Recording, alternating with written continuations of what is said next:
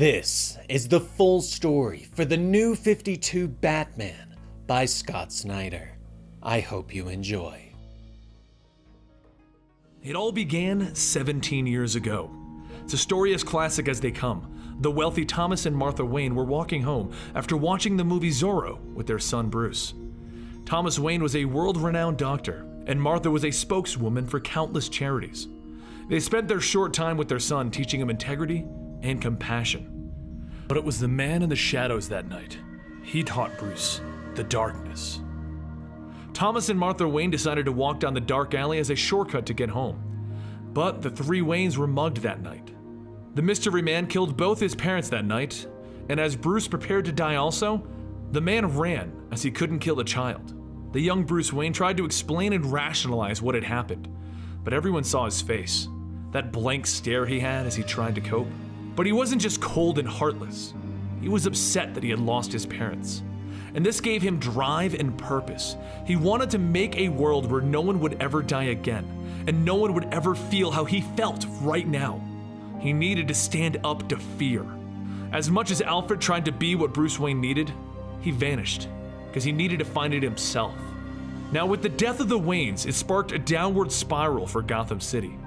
The Waynes were the elite, the richest of the rich, and the ones who were trying to save Gotham. But with their death, Gotham only saw more crime rise, and everyone realized that if even the Waynes could be gunned down in some random alley, then anybody could. While Gotham was on this spiral downward, Bruce Wayne was trying to achieve the goal that he set out for himself at such a young age: to never let anyone die again. He learned every form of martial arts that he could. He studied with the greatest inventors and thinkers in the world. He learned how to master combat driving and various forms of transportation. And he learned from the greatest individuals the world had to offer, until eventually, he returned to Gotham with new drive and new purpose. But he learned he wasn't ready. Everything he learned wasn't enough, and this was proven to him by the Red Hood gang. You see, Bruce had traveled the world to be able to fight criminals, but the criminals of Gotham, they had become monsters.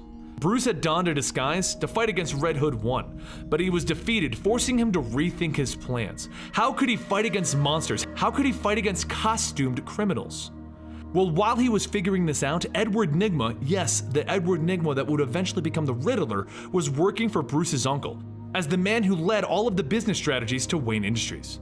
While Bruce's uncle didn't intend to fight against Bruce if he wanted to return and run his own family's company, Edward realizes that this could be a disaster for him. So he hires the Red Hood gang to kill off Bruce. The gang eventually corners Bruce and they beat him to a pulp, declaring that his parents' death changed more than the young boy. It created the Red Hood gang. So Bruce manages to escape and he retreats back to Wayne Manor, where Alfred patches him up. A normal sane man would have left town or gotten the police involved at this point. But Bruce, he was above that, and he realized that his original plan could work. He could keep people from dying in Gotham. He could take care of criminals. But he would need to strike fear into them. He would need to find some way to make them fear him. And that's what he figured out. The bat scared him as a child, so he'll strike fear into the villains of Gotham as a bat. And if they want to become costumed villains, he'll become a costumed superhero.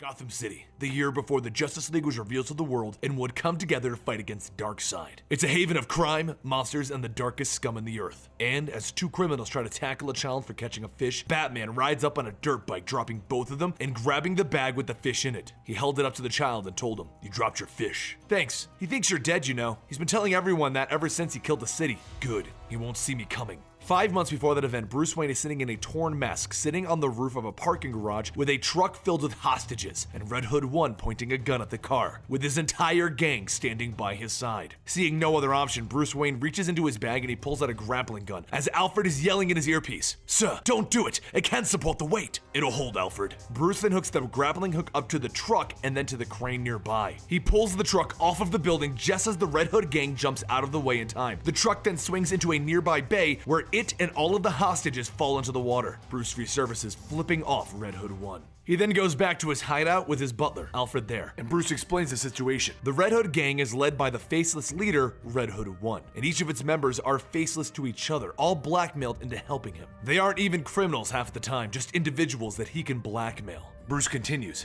"It's a new type of crime. When I left all of those years ago, it was street crime running rampant. Now it's a hidden crime. Speaking of things that are hidden, Master Bruce, shouldn't you alert Gotham City of your return from the dead? I know you don't approve, Alfred, but Bruce Wayne is legally dead and he'll remain that way. Master Bruce, Alfred, I told you to call me Bruce. I'm afraid I can't. When you first asked me to join you in this insane job, the truth is I was hoping to talk some sense into you. This is guerrilla warfare, Alfred, and I think I'm more effective like this." Bruce then puts some masks and tools into a bag before walking back into the main hall, where he tells Alfred he'll be driving himself today. And then when they open the door, they find Uncle Philip Kane standing there. "How did you find you? I've had a search going for you ever since you left. I should have known I only needed to watch Pennyworth. Care to go for a ride, my son?" Philip Kane explains that it is he who declared Bruce dead so that he could run the company properly and ensure that it didn't fall apart. The Kanes are not well looked upon in Gotham, but the marriage of Thomas Wayne and Martha Kane was something to celebrate, so he didn't want to see that legacy fall. He then wants Bruce to come back. He wants him to run Wayne Enterprises again. Wayne Enterprises is a staple of Gotham and it needs a Wayne at its head. He then pleaded with Bruce to at least just come inside the building and see what he's built. But Bruce told him,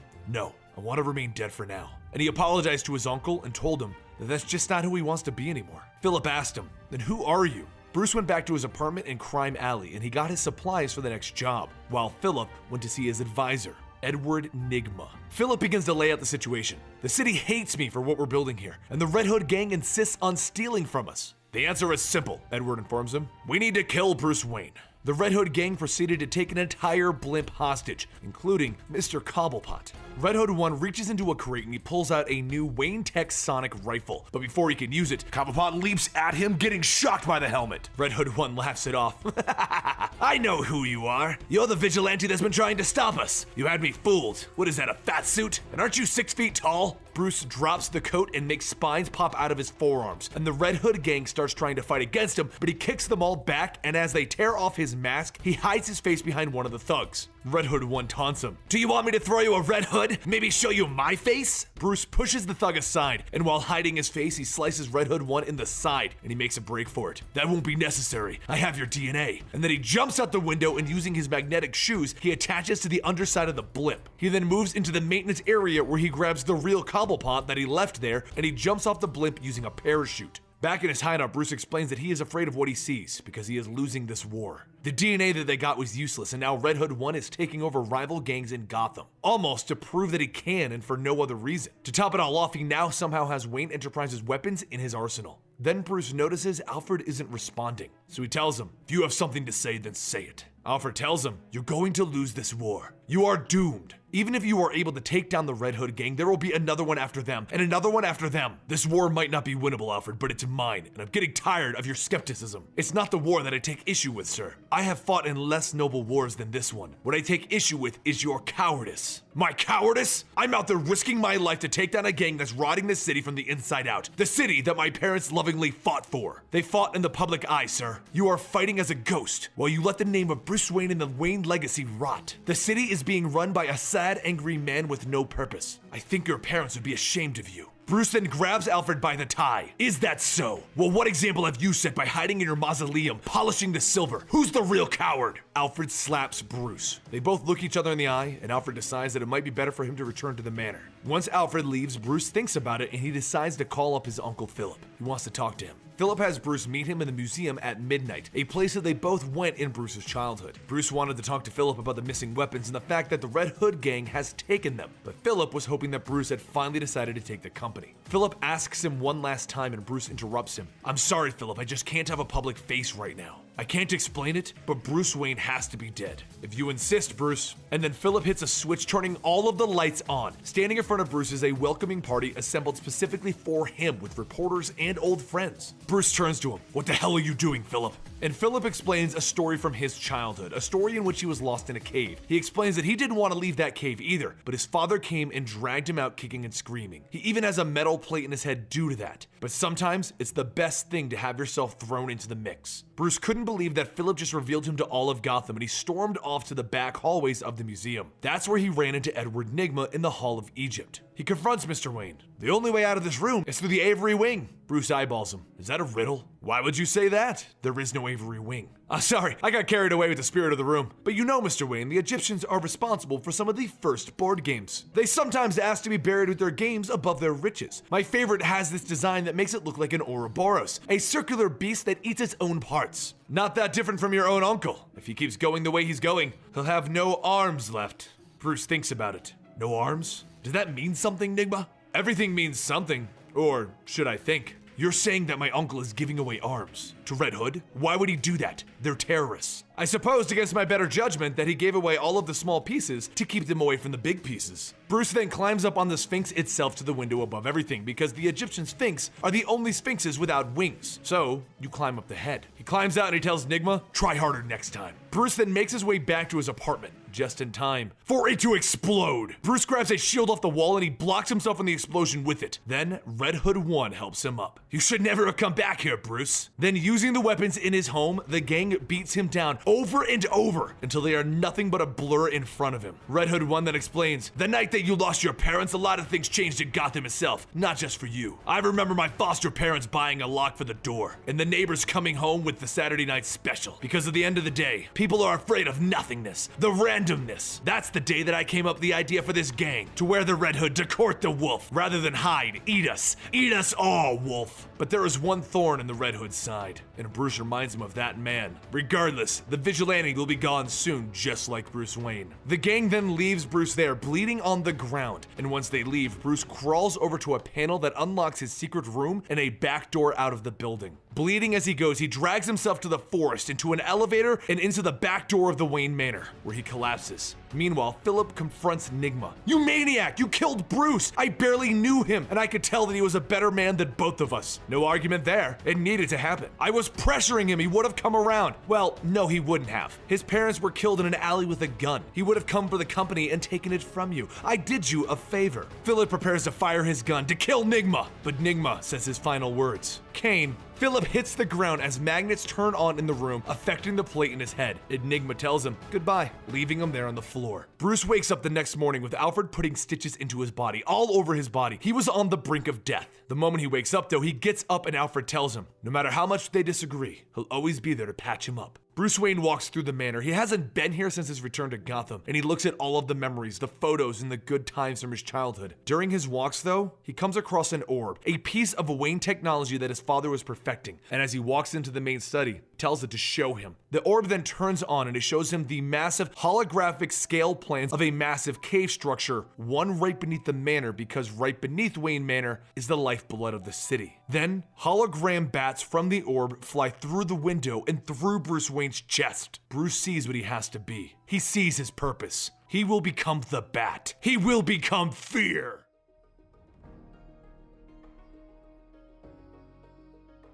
Some time passed with the Red Hood gang continuing their reign over Gotham, but on one of their jobs, one of the men turned around to find all of his friends tied up to a sign in the shape of a bat. Then Batman swaying in, grabbing him, informing him that his bat still needs a head. He has been trying to stop as many of the Red Hood gang's jobs as he can, but he's still failing to see a pattern. They're stealing chemicals and trying to cover it up with other thefts so it can get drowned out. If only Bruce could see their endgame. So he decides to do something that he hasn't done since the Red Hood gang blew up his apartment and apparently killed Bruce Wayne. It's time to go talk to his uncle Philip. Philip has been running Wayne Enterprises with Bruce Wayne missing and is to blame for the Red Hood gang getting their hands on the Wayne Tech guns. Philip is overjoyed that Bruce is alive though. He never wanted this to happen and things are getting out of control and it's getting insane. So Bruce asks him for access to the system so that he can see what the Red Hood gang is doing, and Philip willingly gives it up. After inviting Philip to come live at the manor for his own protection, Philip tells him no, and Bruce went back to the cave that he discovered and has been building up. Alfred climbs down the ladder, commenting that as long as there isn't a fire pole, he can manage with the ladder. But Bruce reassures him that he'll build a cave entrance in the study soon. He begins looking through the Wayne Tech records and discovers one site that hasn't been touched and has everything that the Red Hood gang wants. Following the pattern that he's finally starting to figure out, he knows exactly what they are planning and when.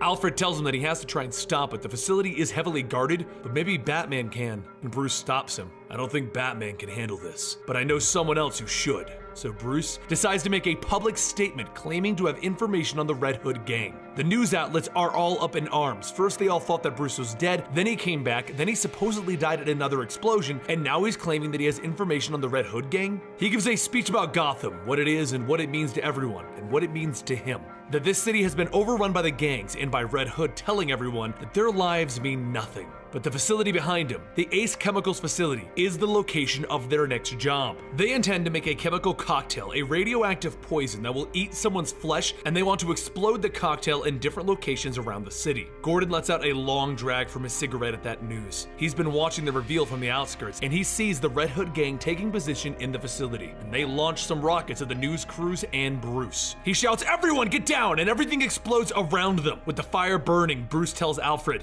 "It's time." Everyone begins to panic and run, and the GCPD is trying to run into the building, but Bruce slips in ahead of them and he can see the rest of the Red Hood gang preparing, and he realizes that this whole building is one giant dirty bomb. That's when a gun is pointed at his head and Red Hood 1 tells him, "How sweet it is that you threw us a party." Red Hood 1 has his gang lock the doors and keep the police out. He then shows Bruce the cocktail being loaded up into the trucks, getting ready to go. Bruce was dead on about their plans. "I'm honestly glad that you get to see this, Bruce. The circle that opened 15 years ago with your parents' death, and it now closes with yours, here tonight. Tomorrow we will start over with a new night, a new Gotham." You're so full of shit. You don't stand for any truth at the heart of anything. You pretend you do, talking randomness of life and the meaningless. But it's all a sham. My parents' death might have been meaningless, but their lives were not. With a grin that you can even see under his mask, Red Hood 1 prepares to pull the trigger and kill Bruce when the lights go out. No one knows what's going on. There are blocks with no power, and the GCPD is asking everyone what is happening. It's the chopper overhead that tells everyone. The lights went out in the shape of a bat. In the darkness, the Red Hood gang puts on their night vision and they watch as Batman swings in, grabbing Bruce Wayne and carrying him away. Then he gives the order.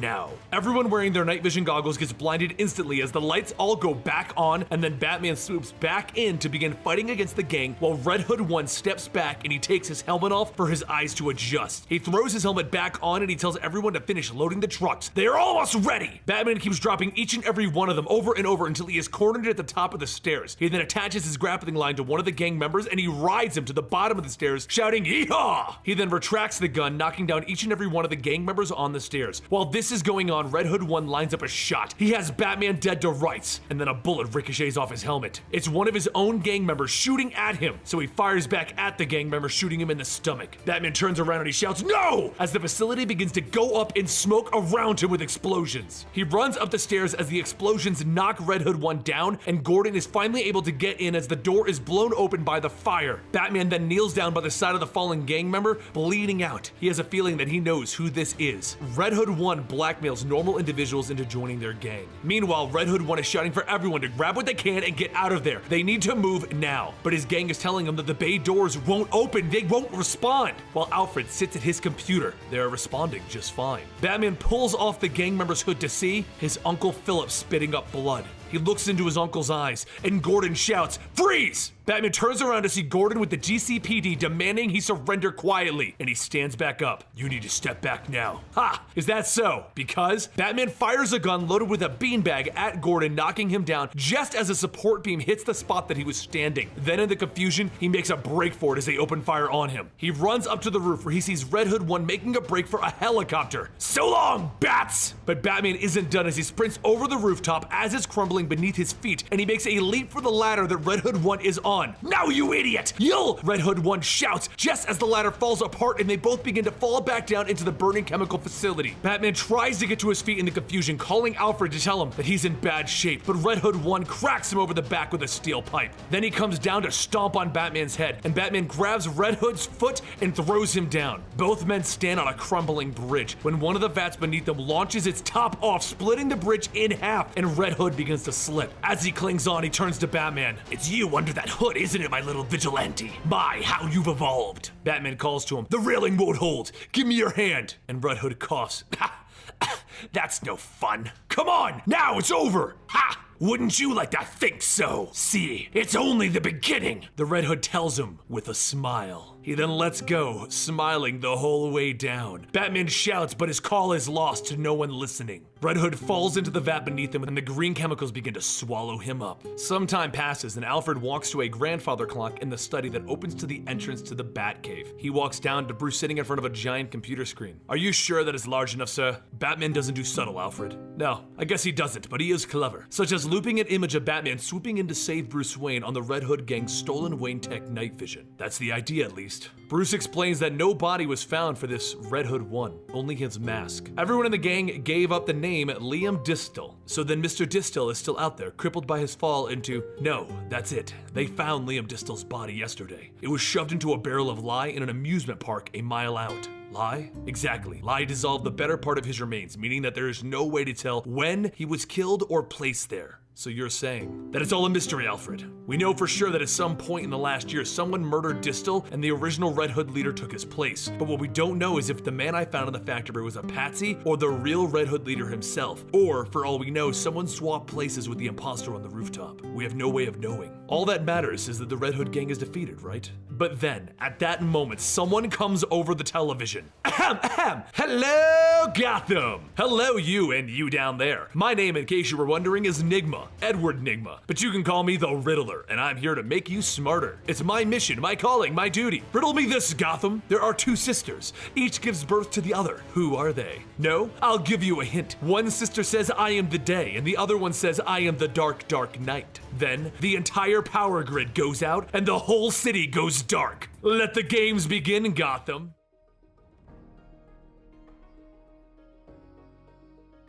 The Batmobile races down the streets of Gotham with the police chasing it, and just when they think they have the Batmobile, it launches itself into the sky and it skips over the police. While this is happening, Gordon and Bullock are looking at an interesting murder case. A man whose bones have grown out of control, expanding beyond his body. Batman was here looking at it, and Bullock asks if the Bat was here to clean up after his own mess, but Gordon doesn't think that that's the case. The city is in shambles. A terrorist has blacked out the whole city, and a superstorm is about to come to Gotham, hitting it hard. While this is going on, Commissioner Loeb of the GCPD is looking for this vigilante. But maybe, just maybe, lunatic or not, he is providing a little light in the darkness. Back in the Batcave, Bruce and Alfred go over the situation. The Riddler has turned off all of the lights everywhere. Gotham Light and Power are close to repairing it, but Bruce thinks this whole thing is weird. There is something wrong with this. The Riddler considers everything a riddle. What he just did to the city is yet another riddle. Riddler wants them to turn the power back on. While this is going on, Bruce is already looking at the individuals that died by the bones expanding. It's a formula that Wayne Enterprises was developing. The idea was that bones would instantly heal if any broke, allowing soldiers to push on if needed. But the version being used forces the bones to grow radically out of the subject, ripping them apart from the inside out. With this knowledge, he climbs out of the hole in the ground which leads to the Batcave to come face to face with Jim Gordon. He asks Gordon what he needs, and Gordon says it's good to see him back in town. What he did at Ace Chemical was brave.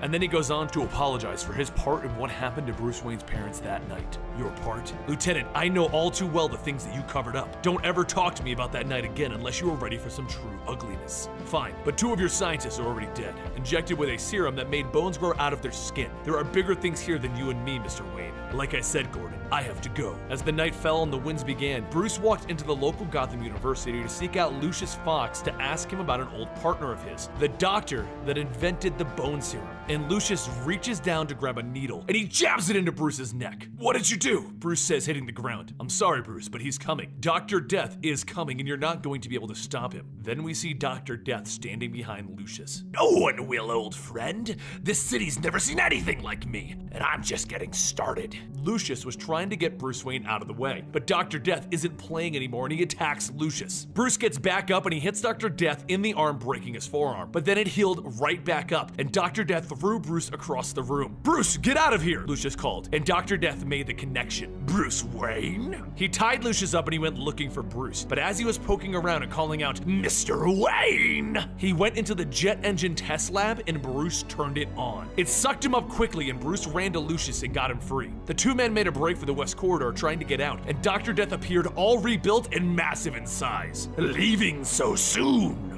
With one hand, he grabbed Bruce's head and he began to crush it, threatening to pop it open like a grape. And that's when he actually cracks his skull. But before he can completely squash Bruce Wayne's head, a shot goes off going through his shoulder with Jim Gordon looking down at Dr. Death from the barrel of his gun. Dr. Death makes a break for it while Bruce hits the ground and everyone runs to his side. Bruce woke up in the bed of the hospital with Alfred by his side and a handcuff on his foot. Alfred told him that his skull was fractured and that he needs rest. Bruce tries to get up, telling Alfred that he can't stop the Riddler here and Dr. Death is now on the loose. And that's when Gordon walks in. "We need to talk, Mr. Wayne. If you think I'm gonna thank you, you can go back to chasing Batman with Commissioner Loeb and company." I could, because you're right, even in the midst of a terrorist attack and the coming of a superstorm, Loeb only sees Batman because his popularity is an embarrassment to Commissioner Loeb. Now we're both trying to stop this man from killing people, and I'm telling you, we'll get this guy if we share information. But if we hide information, you're just gonna get in the way of things, and I can't allow that. You know what? You're right. I don't like you. Where did you get that trench coat you always wear, huh?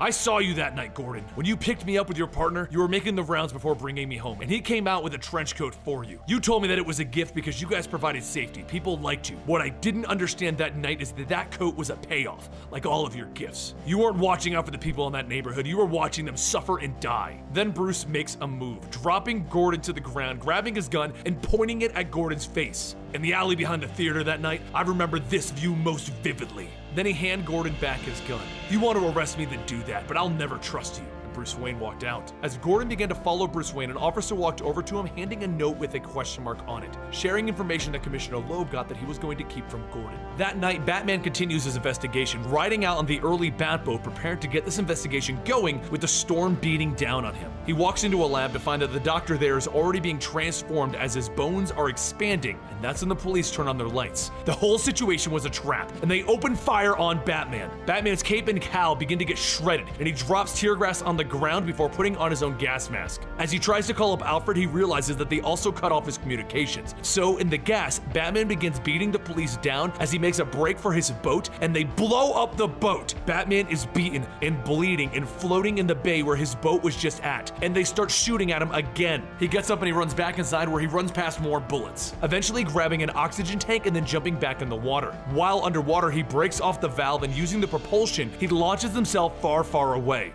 As he comes up for air, a spotlight is beamed on him, and it's Jim Gordon. He tells Batman to get on board. "I know it's a trap, but I wasn't a part of it. I agree with you, Batman." Batman gets on, and Gordon hands him his eyeglasses, telling him that he can take the mask off before the chemicals burn his eye. He then begins to boat back to shore. Batman asks him why he's helping, and Gordon tells him to restore balance. The return of Bruce Wayne started something. He explains that he met Bruce Wayne when he was a kid, and they brought him back to the station for his parents to pick him up. His partner and him went on their normal rounds while Bruce Wayne was in the back seat, and he saw him get a trench coat. But it was only his third week in Gotham. He was hopeful of how good things could be here, but shortly after that, he walked in on the police force and Commissioner Loeb putting down bets on a dog fighting ring. They invited him to join, but Gordon told him that this was wrong. It was against the law. So they put Gordon in the pit to fight those dogs, and he won. After that day, he did things his own way, the right way. The police force sent his daughter a Rottweiler as a reminder that they'll always remember him. So he wore the jacket to remind them that he'll always remember what happened. As he comes to the end of his story, Batman tells him to stop the boat as he gets off, and Gordon sees that he was about to hit the docks. Later that night, Batman figures out where Dr. Death is, and he goes in to investigate. Alfred is confused. Why would Dr. Death be in the catacombs beneath Gotham? So Batman explains, "You said yourself the deposits in the bones were too old to be identified, and in the catacombs they are so old that no one can identify them." He digs around until he in fact does find a lab, and it is here that he finds the horrible truth. Dr. Death isn't doing this for revenge. The killings are a smokescreen. He is actually making a doomsday machine with a plan to take over the whole city. In just hours, he'll bring it to its knees.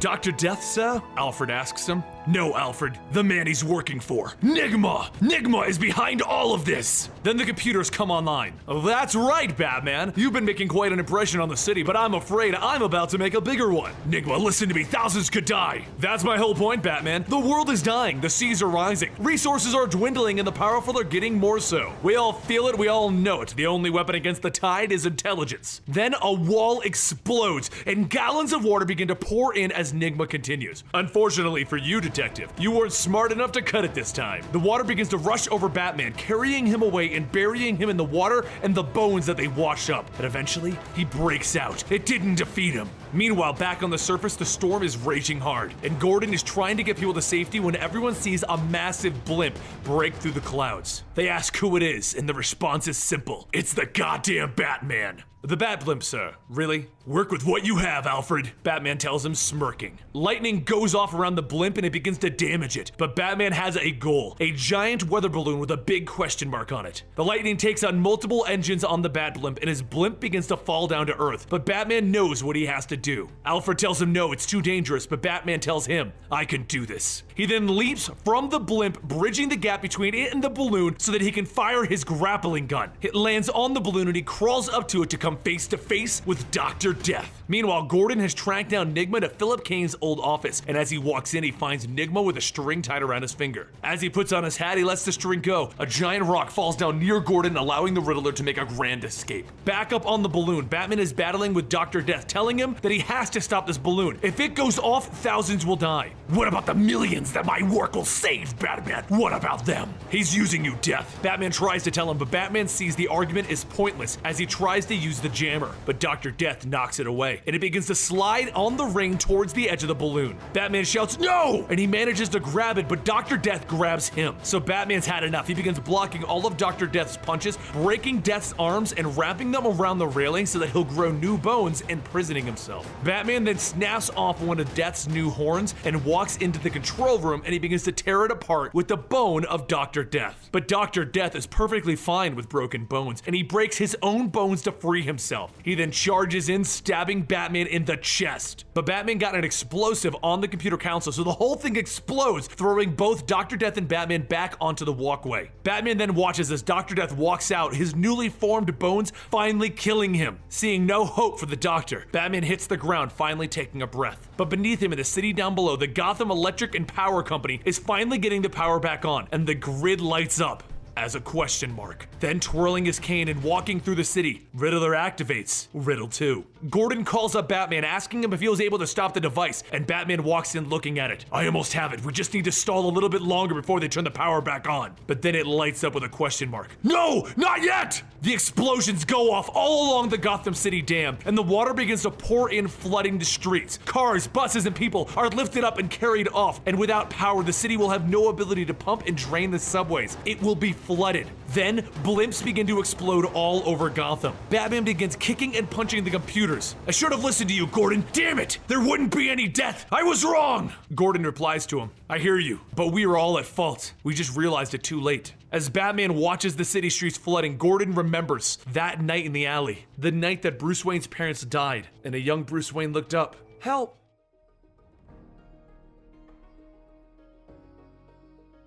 Batman has failed twice against the Riddler, and the city is lost. Bruce wakes up slowly with no idea where he is. The last thing he remembers was the balloon he was on crash landing into the flooding streets of Gotham down below. He walks out into the main room of the house he's in and he sees a young boy, and he asks how long he's been out. The kid tells them that since the new year, it's a different kind of calendar year now. Go have a look. Bruce walks to the window to see a new kind of Gotham, one overgrown with plants, no power, and a big question mark in the middle. Welcome to the 0 year, Mr. Wayne, or at least that's what Mr. Riddler calls it. Bruce calls up Alfred to let him know that he survived, and he explained that when the balloon hit the water, he dropped his suit and then remembers crawling away and passing out. Alfred explains that the city is lost. Riddler controls everything from an unknown location, and the city is overgrown because he stole some of Dr. Isley's rapid growing formula. He rigged all of the crossings off of the island with explosives, and he surrounded the city with chemical balloons threatening to detonate them if anyone tries to get into the city. Bruce asks if everyone tried to fight him, and Alfred explains that the first people did, but very few remain that will. Meanwhile, Gordon is waiting for a special ops team to land. They found a dark area in Riddler's communications, and they are parachuting 5 individuals in.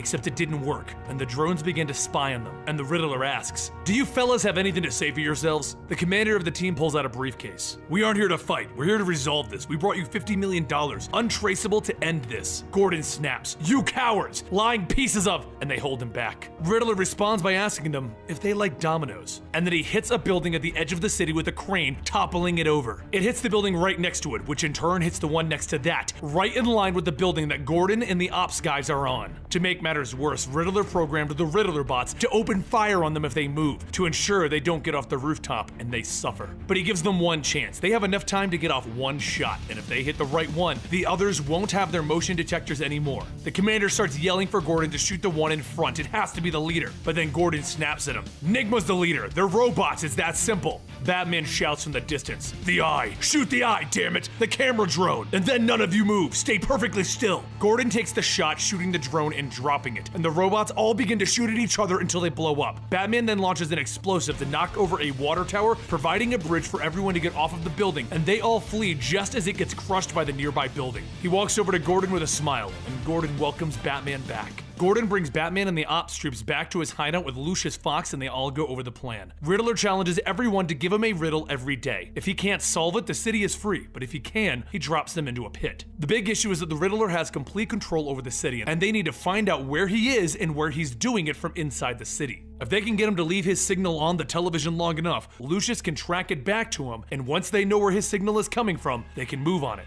So Batman tells them, "Set it up. I'll keep Nigma on the line long enough." The next day, Riddler pops up on a screen asking if anyone will challenge him. It's day 27 of the 0 year after all. Batman rides up on his dirt bike with a big bat shield attached to the front of it, and he announces, "I'll challenge you, Edward." Everyone in the city looks on in shock. Is this the Batman that they've all heard about? "You've held this city in fear too long. Your so-called 0 year ends now, tonight." "All right, Batman, riddle away." While Batman was doing this, Gordon was climbing the tower that the TV was on so that he could set up the device while Riddler was distracted. He hooks it up and Lucius begins getting the signal. Now all they need to do is stall for 19 minutes. So Batman begins. "My riddle starts with a boy." The Riddler interrupts him. "A boy? Let me guess, he was standing in the middle of a village." And Batman interrupts him back. Now, Edward, if you want me to tell this riddle, you'll have to shut up and let me tell it." So Batman continues with the riddle, telling the tale of a boy that was so smart that no one would notice. The boy got fed up and eventually was standing in the center of the village, screaming, "Look at me!" embarrassing himself in a cheap hat. Riddler sees what Batman is doing though.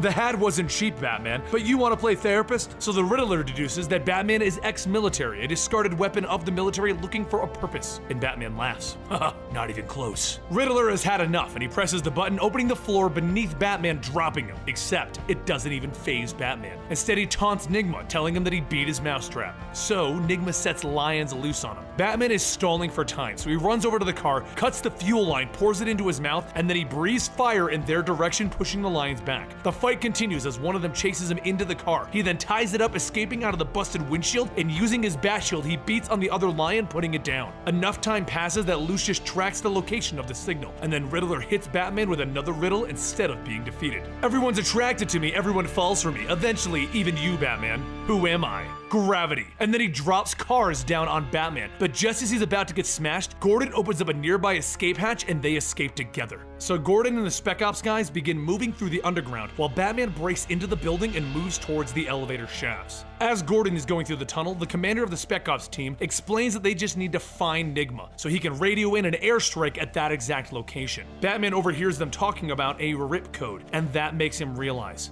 Nigma isn't in this building. He tried to call everyone and tell them, but his comms are blocked as the Riddler bots and the Riddler on a screen tell Batman that he failed again. First in the catacombs, then in the balloon, and now he's hanging here by a thread at the mercy of Nigma. Batman throws explosives at the bots and then he jumps onto the floor trying to call Gordon to tell him to cut off the comms, but it's not working. Riddler is jamming the comms. So Batman grabs one of the Riddler bots and he jumps out the window, falling to the ground far below them until he grabs a drone to slow his fall. Meanwhile, back in Lucius's van, a Riddler bot arrives and threatens to kill him until Batman tears it in two. The problem is, Nigma just cut off all communications in the city, so they can't call Gordon or the Spec Ops team. And if they radio in the RIP code, Nigma's going to get it and he'll get to call it in. And Nigma's lined the tunnels with explosives, so that when they activate the RIP code, Nigma will steer it towards those explosives, sinking the city. Since they can't stop Gordon or the Spec Ops team in time, Batman and Lucius need to go over the data again. They need to try and figure out where the Riddler is, and Batman only has time for one guess. He figures he has 40 minutes before the bombing, and he heads off to his single guess. He leaves a message for Alfred, letting him know that he's right. Batman needs to mean something good.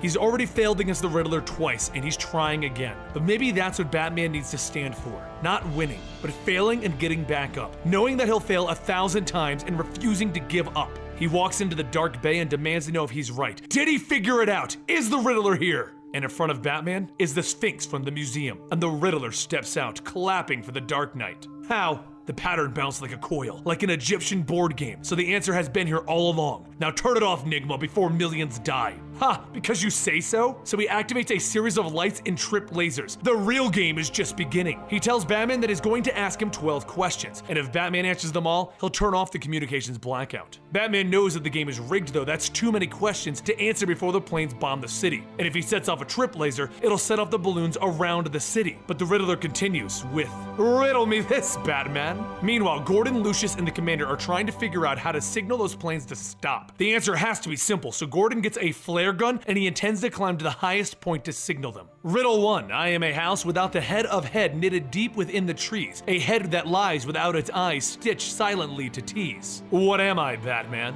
Batman looks at the Riddler bots next to him, and he can see their motion tracking, and he answers, a louse. The answer is correct, and he steps forward with 14 minutes remaining. Gordon begins to climb the tower nearby, but as he climbs, he drops the flare gun. Riddle 2. I have a single choice, 1,000 throats. I sell my tail for peanuts, but then a bee. Batman cuts him off with the answer. Gordon makes it to the top, and he can see the jets coming in for the bombing, so he starts looking for a way to signal them.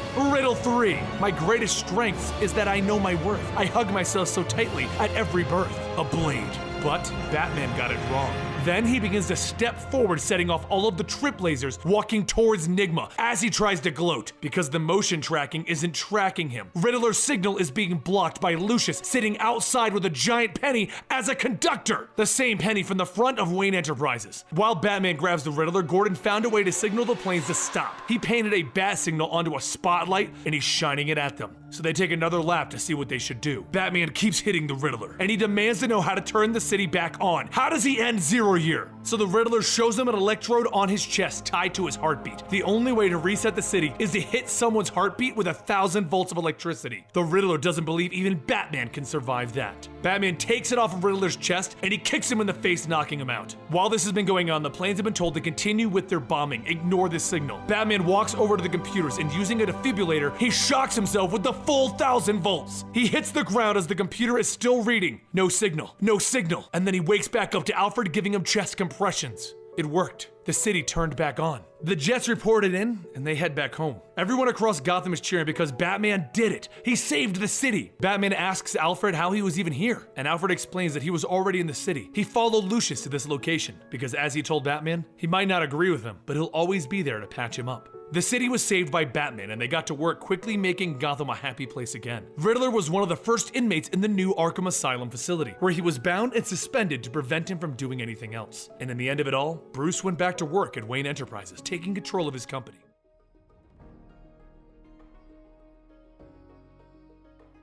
Well, Gotham is failing, and the Gotham Gazette is just filled with adjectives to explain how far Gotham has gone. But there will always be one man who stands in the way of it falling to the very bottom, and he always will. He is Batman, and he's defeated the villains of Gotham more times than anyone can count. He has done it for so often that it has become routine for Batman and his Robins.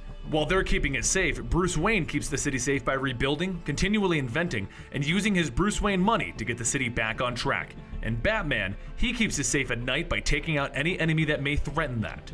But what if the enemy that Batman was trying to track down was also trying to kill Bruce Wayne? Batman arrives at the murder scene and he takes some skin cells from beneath the victim's fingernails, hoping that this would be a short case. But they come back and he knows this is going to be an all-night long case. The skin beneath the fingernails is Dick Grayson. Batman then uses his holographic technology to view the body that is in the city morgue, and he calls up Dick Grayson to try and figure out what's going on. But Dick Grayson has an actual reasonable explanation for this. He explains that a week ago, this guy grabbed his arm scratching him and warned him that they were all coming for all of you. Nightwing says that he wrote it off as a religious zealot, and with nothing to go on, Batman has to stand there and wait for the assassin that is apparently going to come and kill him as Bruce Wayne in 12 hours. Not one to shy away from his responsibilities, Bruce Wayne meets up with a friend of his named Lincoln, who's running for mayor. They have a discussion in which Lincoln tries to convince Bruce to give him his future vote in the upcoming election. And when Bruce can't decide right then and there, Lincoln mentions something very interesting: that Bruce may need some allies in the upcoming months.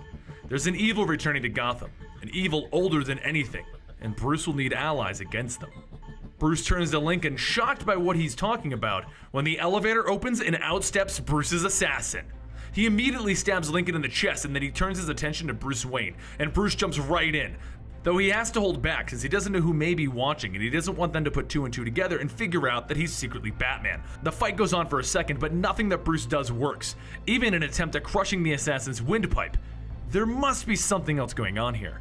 And after telling him the Court of Owls has sentenced Bruce Wayne to die, Bruce gets kicked out of the window of one of the tallest towers in Gotham, the Old Wayne Tower. Now, the Old Wayne Tower consists of multiple rings built by his family, and each ring contains a gargoyle that will welcome individuals to Gotham through land and sea, facing the bridges of Gotham. Bruce's family has been building and rebuilding Gotham for decades, and this tower is a testament to what they've built. But it is also one of the tallest buildings, and there's no way that Bruce can save himself. And the assassin knows this, as he knows Gotham. But most people, including the assassin, aren't aware of the 13th gargoyle, the one that Bruce's great-grandfather built to welcome people by air. The one that is just high enough for Bruce to grab onto while the assassin plummets to his death. No one knows Gotham better than Bruce Wayne, but why did this assassin say that he was happy to kill another Wayne? And who the hell is the Court of Owls? There's nothing that Bruce Wayne doesn't know about Gotham. And how did the assassin just get up from that fall and take over the ambulance? Batman begins to go through all of the low-level thugs in Gotham trying to figure out who this assassin is. Who is the man dressed like an owl? While at the Batcave trying to figure out what's going on, Batman explains to Alfred that he just can't figure out who this guy is, and that this guy is trying to get Bruce to believe in the old folk song, The Court of the Owls. Now, since he said that he wanted to kill another Wayne, Bruce and Alfred decide to go through the Wayne family history to try and figure out who may have died suspiciously. And they can't find anybody, other than maybe his great-grandfather Alan Wayne, who said that the owls were out to get him and he died by falling into a manhole cover.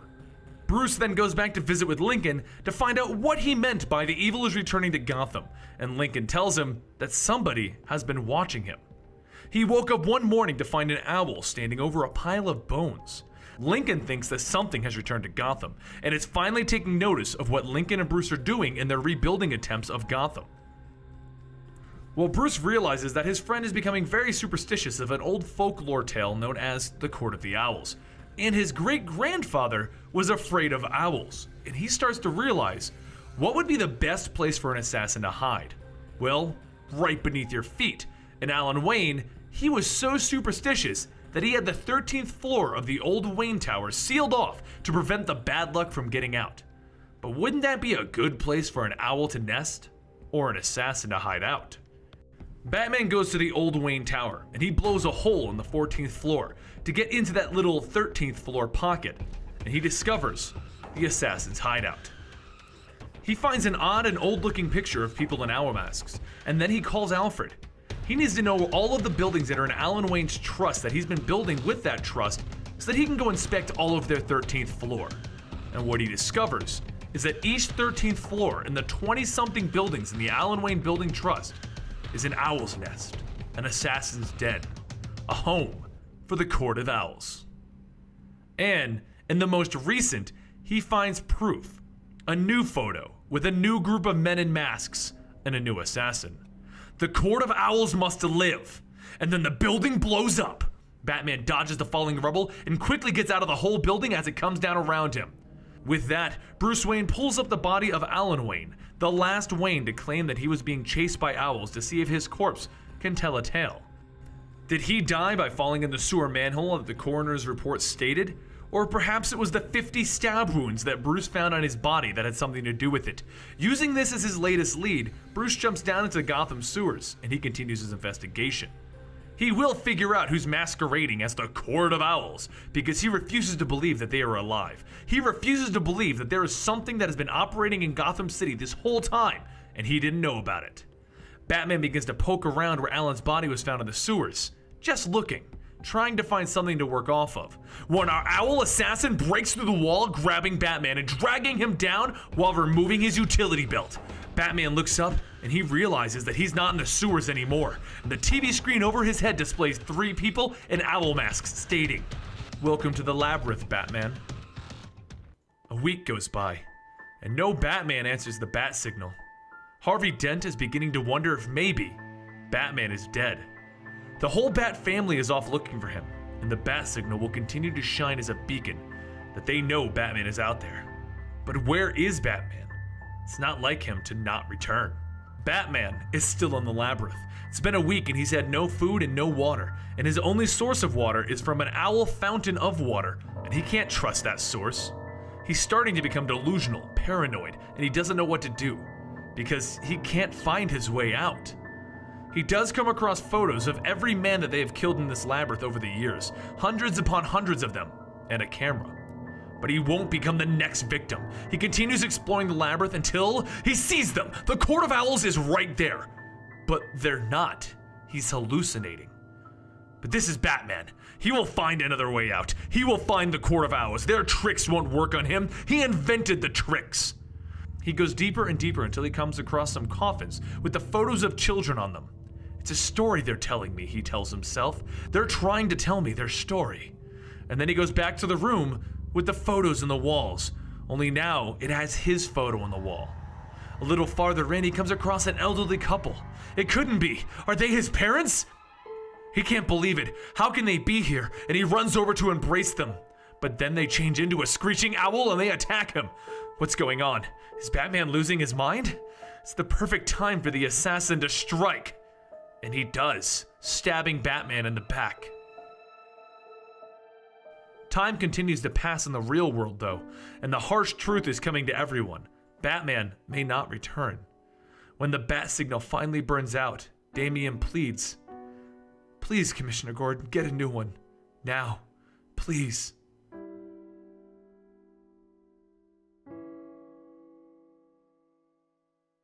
Back down below, Batman falls to the ground bleeding out, and the assassin explains, "Your body will be kept here as a trophy for the defeat of a valiant enemy. It is an honor, and there have only been 3 times before this that the Court of Owl has turned their victims into trophies. Do you have anything to say to this honor?" And Batman drags himself towards the assassin and notes the ground, and he says, "You moved the camera." The assassin picks up Batman's body and says, "Fine, no final address. I present to you Batman. How do you wish him to die?" As he holds Batman up to the Court of the Owls, and the court wishes him to be beat to death. So the assassin complies by punching Batman through a wall. Batman is defeated. He has no strength to go on. But then Batman sees it. A photo of Alan Wayne at the end of his life, after their torture. A photo of Alan Wayne begging, and Batman will not go down that way. He gets back up to fight and he exclaims, "I'm sick to death of owls!" And the assassin exclaims, "You dare!" And Batman replies, "Oh, I do." Batman gets his second win and he beats the tar out of the assassin, telling him, "You're nothing special. You're nothing more than a hired thug." He then goes back to the room with the fountain in it and he says, "You can't beat me. I am Gotham. Gotham is my city." And he tells them, "I took the potassium chloride from the camera that you kept moving, and it explodes real nice with the marble that you've made your fountain out of." And with that, he blows a hole in the floor and says, "I'll be back for all of you." The court then walks out as Batman leaves and sees their badly beaten assassin, and they ask, "What should we do with him?" While they could just heal him, they decide to dispose of this assassin, because there are so many more that they can wake up. Batman crawls back to the entrance of the Batcave, to be found by a panicked Alfred. He picks up Bruce and he brings him inside. And then Bruce sees something that causes just nothing but sheer fear in his eyes, and he screams, "No!" Because in front of him, it's the assassin once again. But Alfred explains that they found his body this morning and they brought him here, and he's very dead right now. Bruce begins to test the body to see how this man survived so much, and with Nightwing's help, they discover that there's a compound that the Court of Owls uses to reanimate the dead and then turn them into unstoppable assassins and put them back to sleep when needed. And this assassin, he's Nightwing's great-grandfather. Bruce explains that it was Haley's circus that was supplying the assassins for each generation, and if he hadn't taken in Nightwing, Nightwing would have been the next assassin. But this isn't where our story ends. No, it's far from it. While Batman may now know how the Court of Owls operates and where their labyrinth is, the court was prepared for this, and they're tired of hanging back in the shadows, and they won't be disappearing for decades again. This time, they're here to stay. And they want Gotham back. They want their kingdom back right now. And so begins the Night of the Owls.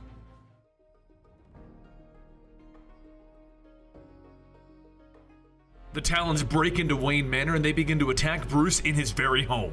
But it's not just one of the Talons this time, they've awakened all of the Talons. Bruce begins to fight off multiple Talons at the same time, and he calls to Alfred, who's down in the Batcave, to give him their position so he can be better prepared. But Alfred, he has his own problems because the Talons are also breaking into the Batcave. But an interesting thing to note is that the Talons weren't even aware that there was a Batcave down here. Bruce begins to fight off as many as he can, and he rushes downstairs into the Batcave so that he can help Alfred, and the two men run into the Bat Armory so they can shut the doors and lock themselves inside. While Bruce tries to figure out what's going on, he hands a microdrive that he acquired from one of the Talons during their fight to Alfred. Alfred begins to dig into the microdrive, and he discovers that the Talons aren't there for Batman. They're here to kill Bruce Wayne, and they're also going to be going around all of Gotham to kill anybody in power and anybody who has money. All of the heads of Gotham is their target. Batman begins to come up with a plan so that he can take down the army of Talons that are fighting his home. First, he puts on his ultimate Batman armor, and then he lowers the temperature of the cave in hopes of freezing the Talons in place. Alfred then puts a word out to everyone in the Bat family. He tells them, the Talons are going after anybody with power and money, and there's a total of over 40 targets that we need to protect tonight. Good luck to all of you. The entire Bat family takes some of the names and they set off to protect the people, while Batman is still in the supersuit, attacking the ones that invaded his very home. But there's just too many Talons, and with the temperature dropping, he begins to flatline. His vitals are failing. But there's one thing that the Court of the Owls has forgotten. This is the Batcave, and as the temperature of the cave drops, the bats come out of the deepest parts of the cave in full force. Batman takes this opportunity to take out the remaining Talons, and they all slip into a hyper-frozen state. Except for one of them that is escaping. And not only that, but Bruce needs to get into the city so that he can fend off an army of Talons who are trying to kill everyone in Gotham. Well, this seems like a simple fix that doesn't even take a detective to fix. He'll just create some owl roadkill and get to work saving Gotham. He goes over the list and the allies of the Bat are already protecting some of these people, but sadly, most have already been killed. There are only 2 people that have not been killed and are not protected. Batman needs to save them. Jeremiah Arkham and Lincoln March. It's time for Batman to head to Arkham Asylum. But while Batman is busy heading off to save Arkham Asylum from the Talons and itself, the rest of the Bat family is busy. The Birds of Prey are busy fighting off against the first of the Talons, who are trying to kill Street Vermin, as he puts it. And they manage to take him out. Robin heads off a Talon who is trying to kill an army general, and he decapitates him. Batwing mutilates a Talon as it tries to kill Lucius Fox. Nightwing stabs a Talon in the heart, and then he proceeds to fight off the revived William Cobb, who mocks him by calling Nightwing nothing more than a waste of a descendant, as Cobb was his great-grandfather. Batgirl fights against Mary, a female Talon who's trying to change the bat signal into an owl signal. And during all of this, Red Hood and the Outlaws fight against the Talons who kidnapped Mr. Freeze. You see, Red Hood wants to fight Mr. Freeze, so it's time to have a heart-to-heart with these Talons. Catwoman, Spark, and the Penguin all end up teaming up, and they fight against their own Talon towards the end of the night. But while all of this is going on, Batman manages to get to Arkham Asylum and rescue Jeremiah Arkham.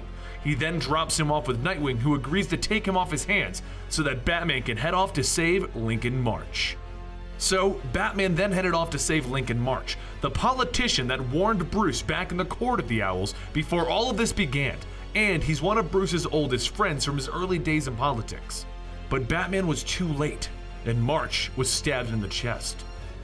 As he was dying, he handed a note to Batman and said, "Bring this to Bruce." And the note states, "Don't give up on this city. This city can be saved." And Batman takes that to heart. He can still save Gotham. The first thing he does is drive a scare tactic into Mrs. Powers, one of the high-ranking officials who's on the Court of the Owls. He wants to know where Joseph is. Where is the leader of the Court of Owls?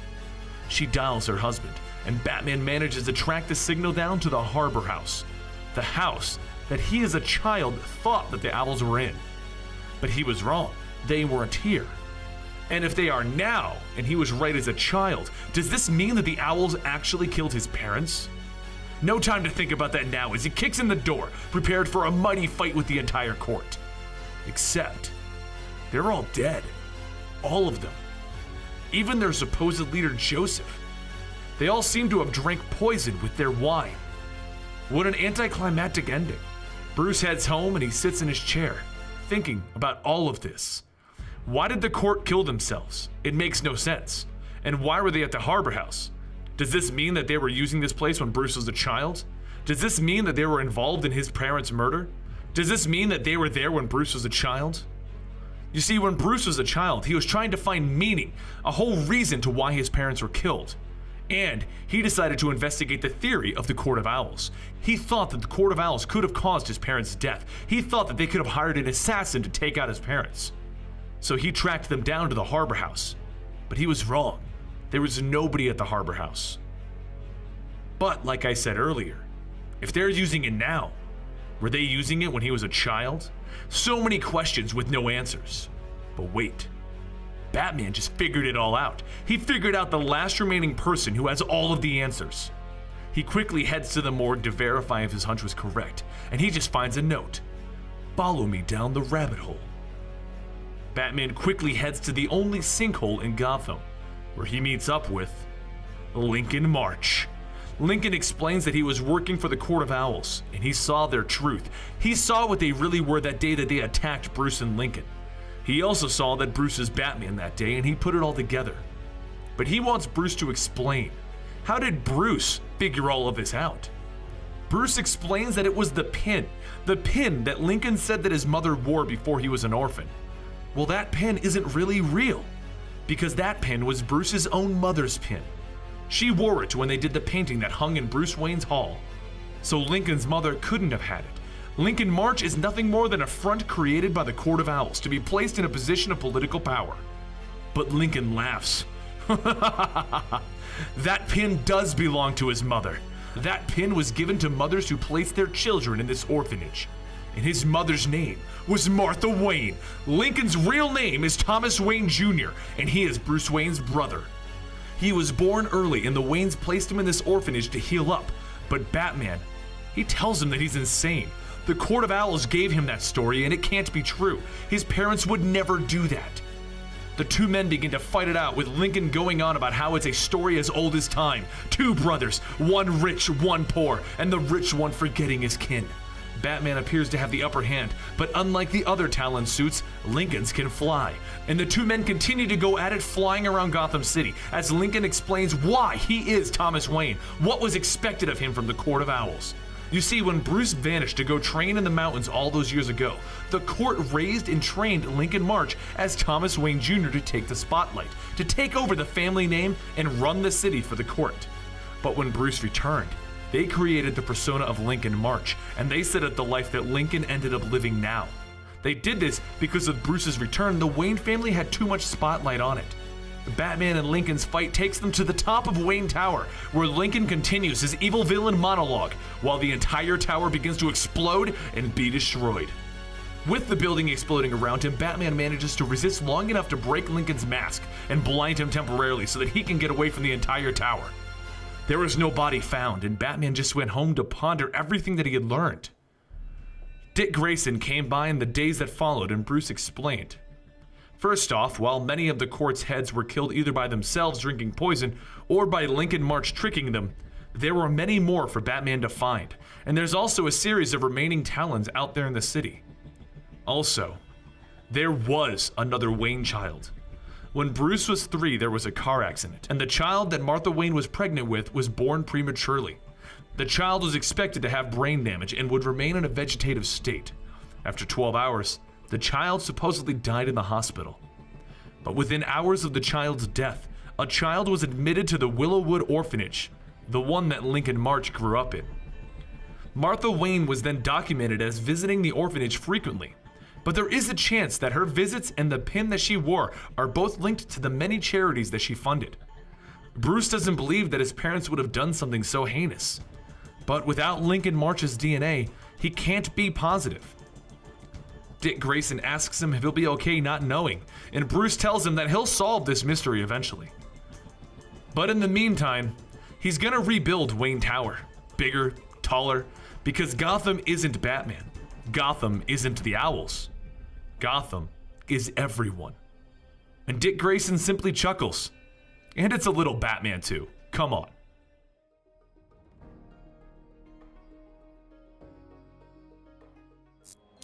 Harley Quinn looks around the room, which is illuminated by a single light bulb, calling out into the darkness, asking if the Joker's even there.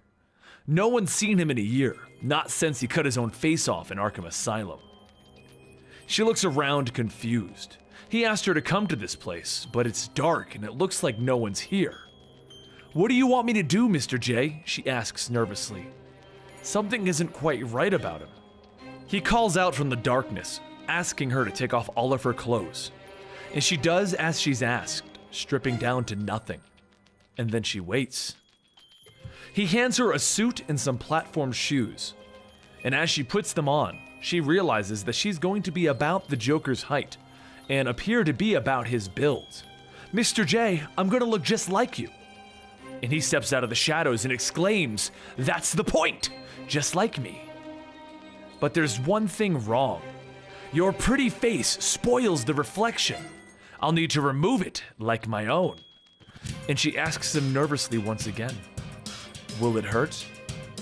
Only to have him tell her, "Oh yes, tremendously!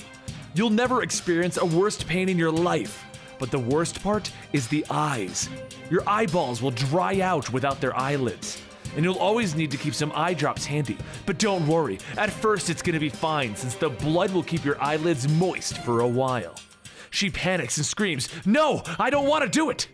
But the Joker moves too quickly, and before she can react, she sees red. But it didn't hurt. He put the Red Hood's helmet on her. He has plans for her. Got her good, didn't he?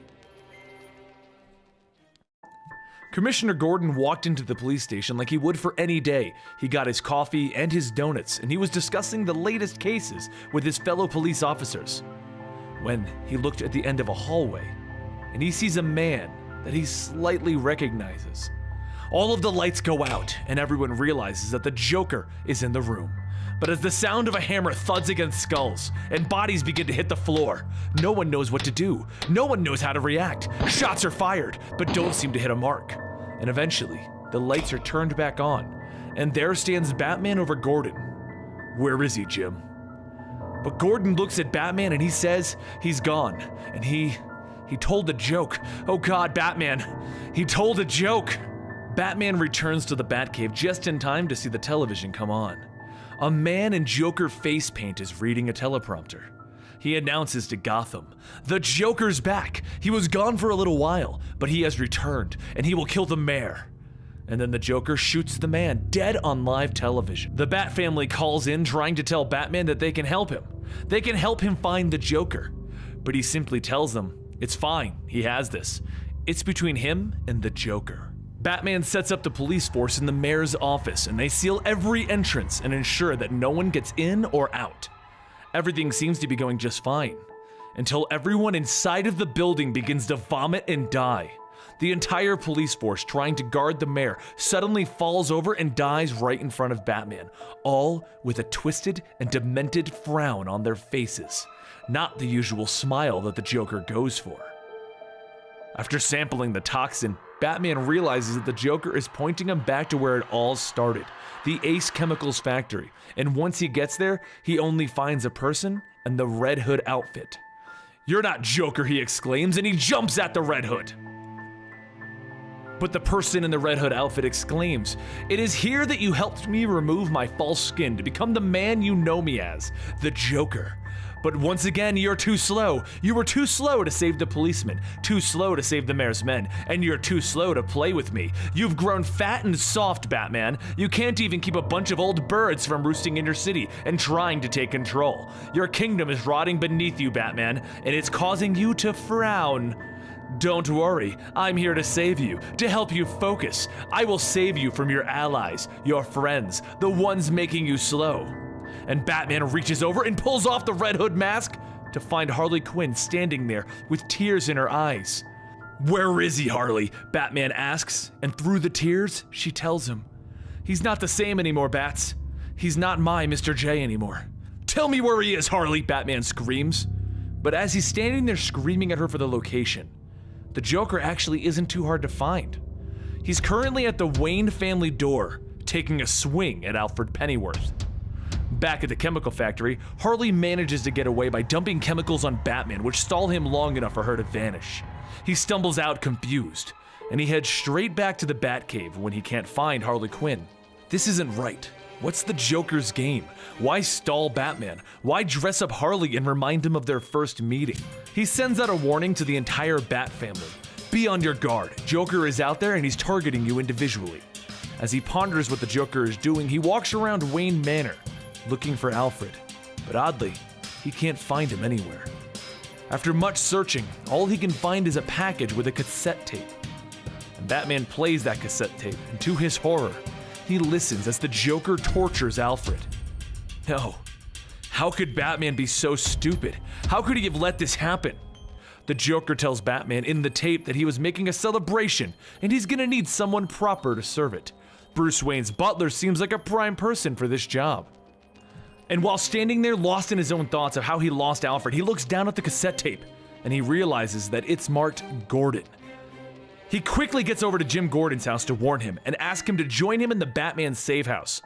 But Jim Gordon says no. He won't run from the Joker. The Joker took too much from him and he hurt him too much. He needs to bring the Joker in. But as he says this, he's looking down at a photograph from one of the most horrific days in his life. The day when his daughter was shot in the stomach and he was tortured by the Joker. But as he's standing there looking at this, blood begins to pour out of the very pores in his skin. Batman cringes as he catches Gordon, and he hurries him to the hospital.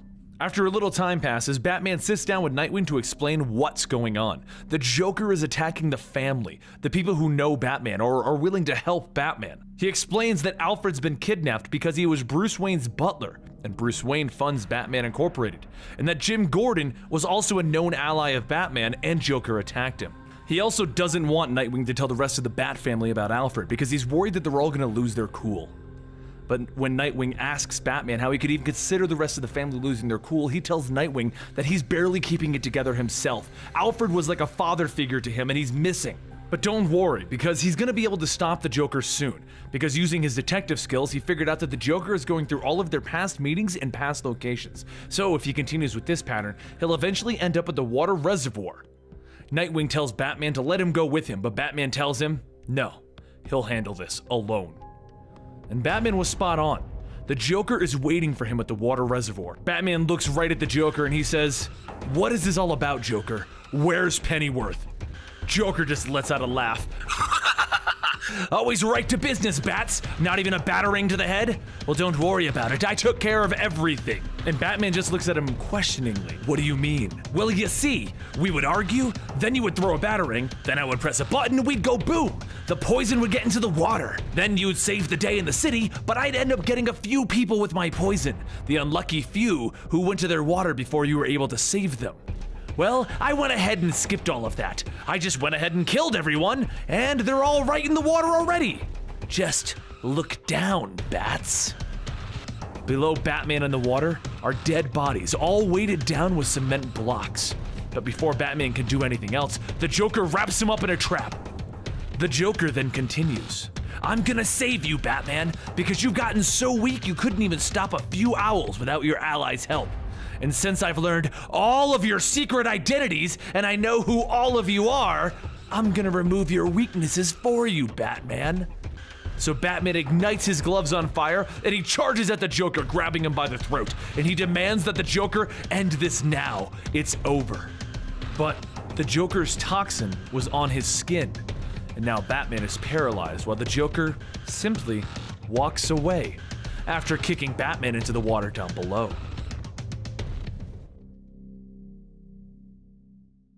He awakens back in the Batcave, saved by Dick Grayson, Tim Drake, Jason Todd, Damian Wayne, and Barbara Gordon. Or Nightwing, Red Robin, Red Hood, Robin, and Batgirl. Maybe you know them better that way. And they want to know what's going on. How does the Joker know who they all are? And why didn't Bruce tell them about Alfred being kidnapped? Well, Bruce explains that he didn't want them to get emotional about Alfred, so he kept it to himself. And no, there's no way that the Joker can know who all of them are. But Nightwing tells him, "What are you hiding, Bruce? I can tell." So Bruce explains that there is one thing that he has in the back of his mind, one thing that he's worried about.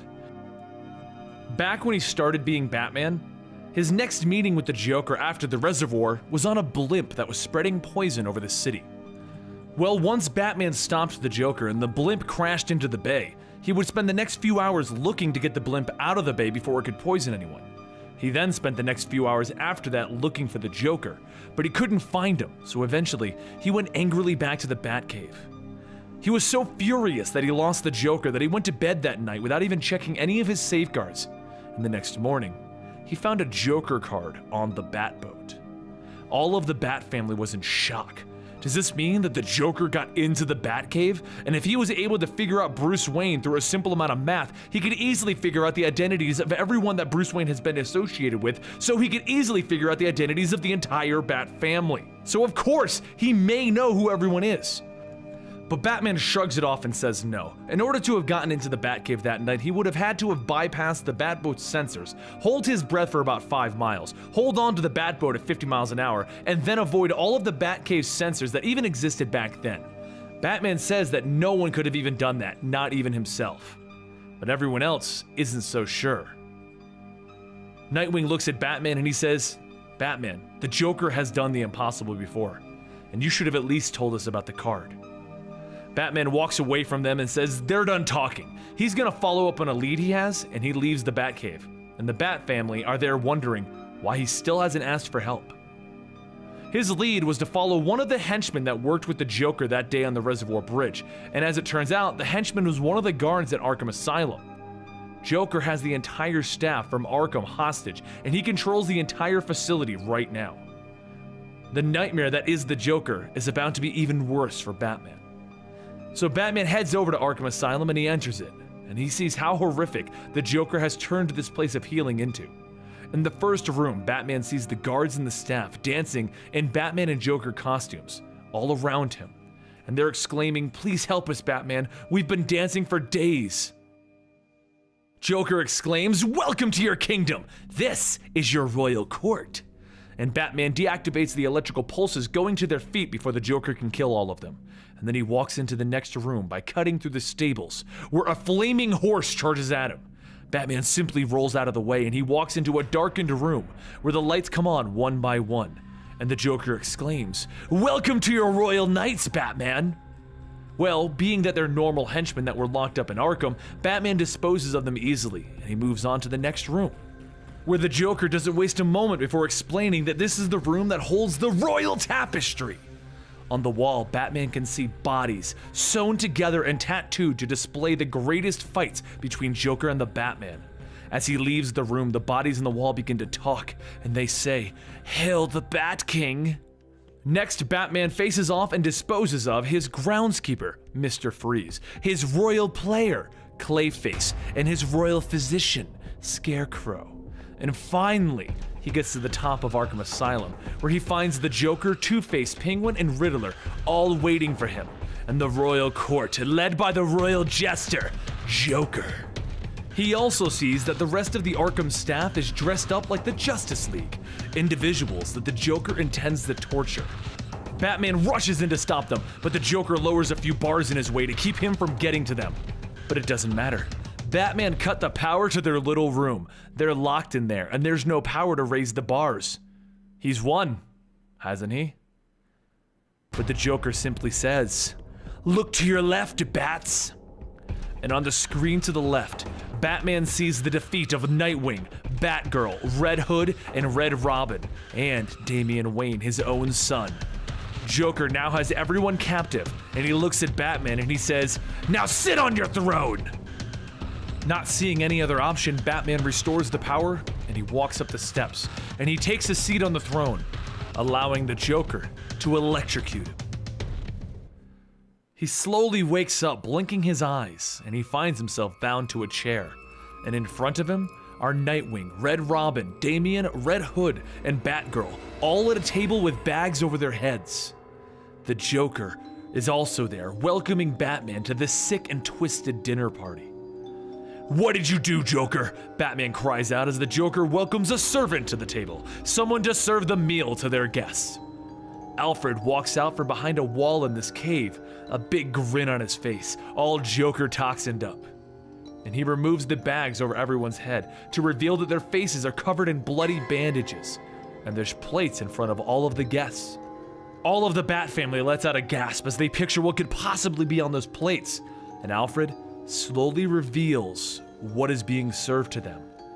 And everyone lets out a shocking gasp as they see their own faces have been cut off and they're lying on ice in front of them. The Joker lets out a cackle. He's won, and now everyone will die as he ignites the entire table on fire in hopes of severing what makes Batman weak. But Batman knows this place. It is the caves outside of the Batcave, and there's an underground supply of water above them. He quickly pulls the support beams, allowing the water to flow and put out the fire, and he runs over to Damian to make sure that his own son is okay. Slowly, he peels back the bandages, preparing for the worst, and Damian even says, "Tell me what's wrong. Tell me, I can take it." And Batman just smiles. It was all another sick joke from the Joker. Everyone's okay. Nightwing tells Batman to chase the Joker while they restrain Alfred and help him get over the Joker toxin. So Batman quickly takes off into the caves while everyone tries to gather their bearings. But the Joker planned for this, and a bomb containing Joker toxin goes off in the room, infecting everybody. Nightwing, Damian, Red Robin, Red Hood, and Batgirl are all now infected, and they're all about to go on a murderous rampage. Batman catches up to the Joker and he punches him so hard that he knocks loose the piece of skin that was once Joker's face. As he regains his composure, Joker says to Batman, "You better go back and save your family. They're all about to die, Bats." But he just hits the Joker again. "I have faith in them. They aren't gonna die." The Joker just scoffs and says, "You shouldn't do that. They bring you down. They make you weak." But Batman tells him, "No, they make me stronger." The Joker just eyeballs him and he gets angrier, and then he spits some acid in Batman's face to distract him, and he runs to the nearby cliffside so that he can jump off and commit suicide. Batman won't win, but Batman catches him at the last second, and he tells him, "I've been thinking about what you said, old friend, that we should end this once and for all, this game that we play. I did what you wouldn't do, because this is the spot right here, isn't it? The spot where you fell off the Batboat all of those years ago? This is where you turned back, isn't it? Not because you couldn't hold on, but because you didn't want to know who I was. Well, I'm not like you, Joker, and during this year while you were away, I figured out who you are. Who you were before you were the Joker." And the Joker panics. Batman can see it in his eyes. "You're lying. You wouldn't use my own joke against me."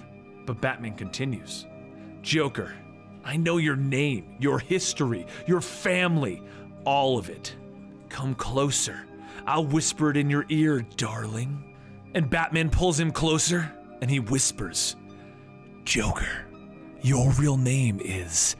And the Joker screams, "Shut up!" and buzzes Batman in the face with a hand buzzer, forcing Batman to drop him down the waterfall. As the Joker falls, his face comes off finally, and it falls in the deep water down below. So, did the Bat family pull through the Joker toxin? Are they okay? Well, Batman was right. They came together and they pushed through it. But the damage was done. The family doesn't trust Bruce anymore, and when he tried to get them all together so they can discuss the events, one by one they texted and they canceled on him. No one trusts Batman anymore. He kept a potential reveal of their identity secret. He kept Alfred's secret, and he refused to allow them to even help him, leading to each of them being caught. Bruce goes down into the Batcave where he passes a computer screen which states Batman in fact did not know the Joker's name. And he looks at the chemical compound that was in the Joker toxin. The chemical compound of... Ha!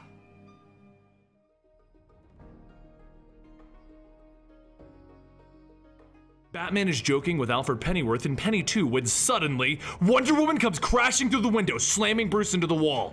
With him disoriented, she grabs him by the shirt and she takes for the skies, telling him to not even talk. She won't be listening. He reaches into his pockets and he pulls out something to mess with her head, forcing her to drop him, and he falls into the park down below. As she lands next to him, he looks up. "What the hell is going on?" And she looks down at him coldly. "It's simple, Bruce. The League is here to do something we've wanted to do for a long time. Kill you." A panicked look hits Bruce's face as he calls back to the Batcave and scurries away. Alfred, release Plan Fenrir! Release the suit! We don't see him get into the suit, nor does it matter, because Batman is suited up to battle against the Justice League. Welcome to Gotham, he shouts at Diana as he puts her into a wall. But folks, this is Wonder Woman, and she leaps onto the suit, tearing off an arm and stabbing Batman through the suit. As Batman bleeds out on the street, he asks, "Why?" And Wonder Woman just stands triumphantly over him. This is a lie, because Batman has a plan for everyone in this suit, and he knew that Wonder Woman would only stop attacking him if she felt she won. So he managed to get a magical artifact onto her shoulders that shows her what she wants to see, the bind of veils. As she stands there thinking that she's won, Batman calls back to the cave. "Are you picking up the others, Alfred?" Alfred responds with no, but there's a reason why Alfred can't pick anyone up, because it's the Flash, and he's moving faster than anyone can read. Batman shouts, "Run, Red!" And the suit moves into hyperdrive, processing data faster than any human reaction, fast enough to map the Flash's movements if he isn't moving at his optimal speed. It then fires a frictionless coating onto the street right in front of the Flash before he can react, sending him into a nearby building. This isn't even close to done though, as Aquaman appears behind Batman. Batman begins to realize that this is insane. Who has the power to turn the entire Justice League against him? At least Aquaman isn't a problem, as the suit launches a hardening foam that sucks moisture out of its target, and it seals itself around Aquaman. Alfred calls into Batman, telling him that he needs to get out of there. There are still 3 more members of the League. Batman stands there though. This is the safest place in the city. If it's Vic, I have the electromagnetic tree. If it's Hal, I have the Citrone neutralizer. But please, let him still be off-world. But Batman isn't that lucky, as Superman comes barreling in, slamming the suit into a nearby building. "Sorry about your little Justice Buster suit, Bruce," Superman says as he hovers over him. "Who did this to you?" "Who? Well, it's a funny story, really." "No, not him, not the Joker!" "Oh yes, and no one's going to save you this time." As he drops half a building on Batman. But Batman gets up and he takes a swing across Superman's jaw with the power of microscopic red suns collected from dead solar systems. Superman just laughs and he throws Batman into the street. Who wins a fight, Bruce? Batman or Superman? And he launches in with his heat vision, only to have Batman deflected off the suit with plasma shields. So Superman fires his heat vision into the building behind Batman, bringing it down on him. He then grabs the suit and he takes off for the sky, saying, up, up and away! In the sky, Superman begins to tear the pieces of the suit off of Bruce. Where are you, Bruce? Eventually, there is no Justice Buster suit and only Batman remains. So Superman holds his face close to Batman's. He says, beg. So Batman spits a radioactive Kryptonian dust into Superman's eyes, kryptonite gum as Alfred calls it, and Superman is knocked out. Both men fall into Gotham Harbor, and Batman answers the question, who would win, Batman or Superman? Neither of us. With the whole ordeal officially behind him, Batman gets back to the Batcave and he places an antidote for the standard Joker venom into the bloodstream of each Justice League member. This whole plan is the Joker's doing, and because of it, the Justice League is currently removed from the fight for the next week. Batman then tries to figure out exactly what the Joker was trying to say by sending his old friends against him. The Joker always saw himself as a friend to Batman, challenging him and improving him. But this is turning his friends into enemies, and the Joker might be done playing games.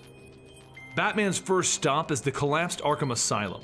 It fell during the horrific week that was Batman Eternal, and he walks around the wreckage looking to glean any clues that he can find.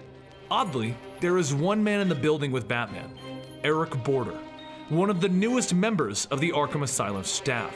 He asks Batman if he needs any help, if he's okay. And Batman just shrugs it off. I'm fine, Mr. Border. You should be at Arkham Manor with the rest of the staff taking care of the inmates. Eric just follows behind Batman. I wanted to help the inmates of Arkham. I wanted to help the city. I wanted to help you most of all. But then I saw that there wasn't any helping you. Because you don't see a helping hand. Even if it's right in front of your face. And he shuts Batman into one of the cells as he was investigating it. Batman turns around as the door shuts. "What did you say? Eric, did he get to you?" And Eric begins to wipe away the makeup. He ruffles up his hair. "You really don't recognize me, do you, Batman? I was hoping you wouldn't." And then he drops a gas bomb into the cell with Batman. "So, Bats, you miss me?" And in front of Batman, right in front of his face behind the gate, is the Joker. Batman can't move because the gas is a paralytic, so Joker continues as he pulls out his face, the one that he used to use as a mask in their last little adventure. "The last time, it was supposed to have a happy ending. It was a comedy, but you ruined it by dropping me off of that cliff. So this time, no more games, no more jokes. I'm just here to close up shop. You have become boring." He pulls out a gun and he pulls the trigger, revealing the old school bang gun. He then leaves Batman there, paralyzed, forced to watch as Joker walks away. It gets even worse though, because while the Joker and Batman have been in there, Joker released a toxin into the city of Gotham, and the whole city is now becoming Jokerized by an airborne version of his Joker toxin. This one drives the person insane and eventually kills them. And as the paralyzing agent wears off, Batman makes his way back to the Batcave where Alfred is already trying to create an antidote. But there's something new in this serum. Something that is fighting against all of Batman's antitoxins. So Batman decides to go where the first case spawned, and he tracks down patient zero to the local Gotham hospital. En route to the location, he calls up Jim Gordon to let him know that he's already working on it, and Jim just needs to hide out until this whole thing passes. All of Gotham is a threat right now. Jim explains that he's been watching this from his window, and it turns friends into enemies, and it seeks out a person's affections so that it can ruin them for that person. Jim should be a little more concerned about himself though, and not the city, because as Batman is making his way through the hospital, Joker comes a-knocking. Or more accurately, Joker has been in Gordon's house all along. He comes crawling out from underneath his bed, laughing in a way that only the Joker could. He then lights Jim's house on fire and he stands over his victory triumphantly. He then begins to swing an axe around Jim's house, threatening him even further. Jim holds up his gun and he sees the Joker right in front of him. This is it. He can end it all. It's a self-defense thing after all. So he takes the shot, right in the heart, a single bullet. As Batman is leaving the hospital from his own horrible ordeal in which the Joker tried to recreate the death of his parents for him to relive, he gets a phone call from Jim. "I did it. He came at me. I had no choice. I did it. He's gone, Batman. Just flesh and blood, and now he's dead. Not magic, not reborn." If only this was truly a win for Batman and Gordon, because as Jim is telling Batman, Joker is standing up right behind him with a big old grin on his face. He grabs the phone from Jim with Batman on the other line, and he says two words that send a chill down Batman's spine. "Hello, Bruce." Batman gets to Jim's house as quickly as he can, only to find Jim slumped over with an axe in his chest. And Batman hits him with a tranquilizer to prevent the Joker toxin from taking a hold of him. He then bandages Jim up and decides that he's going to the source of all of this. The Joker would have needed help to make something this twisted. So while Batman runs across the city, he sends a blood sample to Dick Grayson to analyze, a copy of the Joker's blood from the gunshot. Batman is fighting against the Jokerized versions of his glorious city, and Grayson tells him that there's something weird in this blood, a regenerative strain. And it's the exact same strain in the virus, but in the virus, it's a decaying version. So Batman figures it out, that the Joker has been taking something to allow him to heal from anything, and there is only one doctor in Gotham who could have possibly done that. A doctor in Arkham.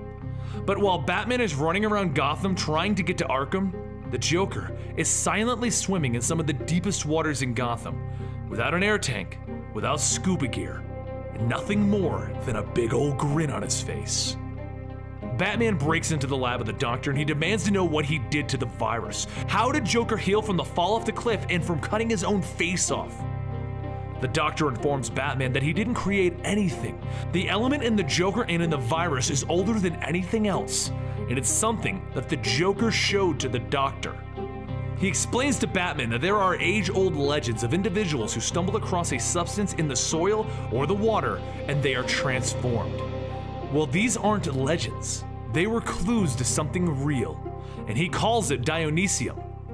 It's very real, and the carriers walk among us today. There's a savage out there who encountered it in its oldest form, and he's still among us. And there's a man who calls himself a demon that keeps pools of this liquid around the world. It's a corrupted version, but it's still very effective. Then there's him, the pale man who laughs at us, and has been there ever since Gotham rose. Batman throws the doctor out of the window, but he holds on to him. You created this dynesium, and you gave it to him. Then you made an inversion of it for the virus. Where are you keeping it so I can cure this? But the doctor continues. You're wrong. I got it from him. It's in his spine. I could never make anything this potent. While Batman leaves the doctor hanging from the window, Penny 2 calls him up. This is bad, Batman. We have hours until everyone in the city dies, and to make matters even creepier, I did a facial recog on the Joker throughout history just to debunk this charade. But Batman, he's all over throughout history. This can't be real, Batman says, gritting his teeth. It can't end this way. So Batman goes off the grid for a few hours to ask the Court of the Owls if they've ever heard of the Joker. But all he gets down there is a fight. When he comes back out, he gets a call he never expected. Penny 2 telling him that the Joker broke into the Batcave. Alfred tried to confront him, but the Joker just chopped off his hand with a cleaver. Penny 1 and Penny 2 retreated to the armory where they are now, and she's bandaged up Alfred, but the Joker took all of Batman's trophies out of the Batcave, and he's currently parading them down the streets of Gotham in his own twisted celebration, taunting Batman to come and get the dynesium out of his spine, daring him. But Batman has finally got a plan working out, and he's finally getting this back in his court. Because down there is a wonderful distraction for the Joker, as Batgirl, Red Robin, Red Hood, and Bluebird are all fighting against the Jokerized civilians alongside some of Batman's worst villains. Croc, Scarecrow, Bane, Clayface, Mr. Freeze, Poison Ivy, and Penguin are all helping battle against the Joker's toxins and his plans. They want to own Gotham. They don't want to see it crumble. The battle is intense, and the Joker stands on top of his float, laughing at Batman as he tries to make his way through the crowds of people. As Batman runs over, he shouts for Bane's attention, and Bane throws him over the crowd right into the Joker's float, where the Joker takes a chainsaw trying to cut off the pieces that Batman is hanging onto. But Batman just gets up and onto the float before the Joker can do anything, and then he gets him into a chokehold. A needle pops out of his glove as he prepares to extract the fluid from the Joker's spine. But the Joker's prepared, as he sets off a high-pitched sound so bad that it drops everyone to their knees except for him. Then grabbing Batman's face, he breaks his gas mask and he tells him, "It's hopeless. I tainted the dynesium in my spine. But you want to know the kicker of all of this? There's still some dynesium right here in Gotham. If only you knew your city better.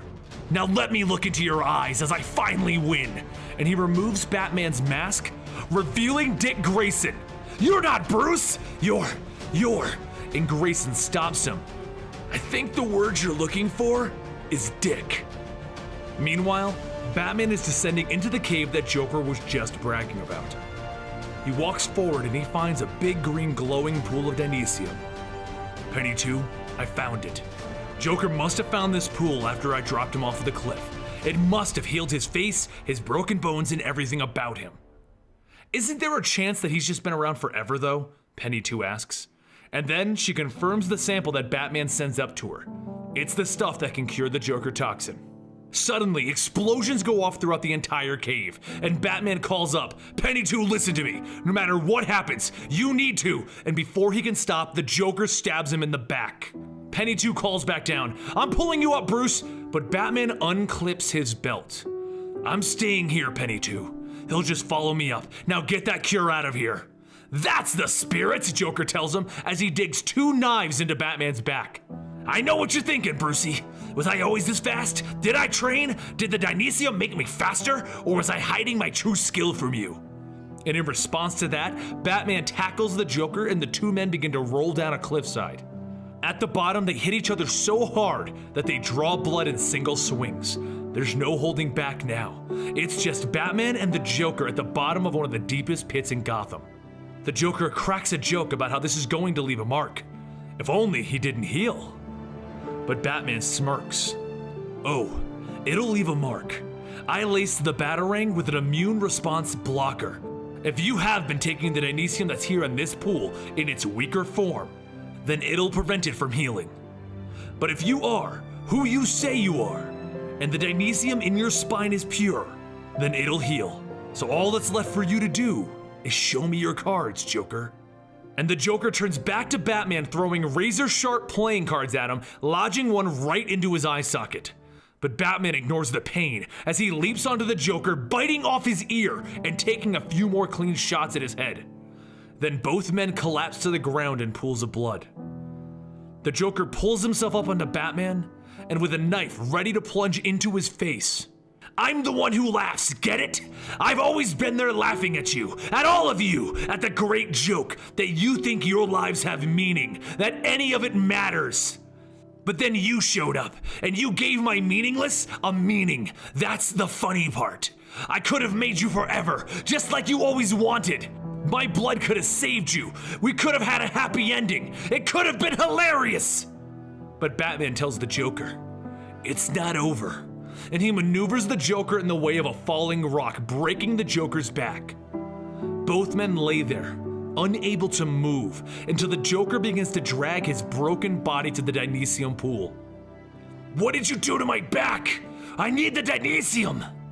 Wait, Joker, Batman tells him as he climbs onto his back and he holds him still. I need to tell you something. I need to tell you that I finally believe you. I see it, right here, right now. You are the Pale Man. I'll be dead in minutes from these injuries. So won't you stay with me? Just for a bit? Stay with me and forgive me. Forgive me for being so blind. But the Joker looks around panicked. Just please, let me go! This whole place is coming down! Just forgive me, Joker. Fine, I forgive you! I forgive you! But it's too late as a giant boulder falls into the dynesium pool, sealing it up. As Penny 2 insists on lowering the last of the dynesium back to Bruce so that he can recover, he tells her to just take it to the surface. If he even tried to open it, it could compromise the structure and all of Gotham could fall. He's just going to rest here for a while. He'll be fine. 2 weeks pass and no one has seen Batman. The city of Gotham hosts a vigil of bat signals every night, calling to their hero. But no Dark Knight comes.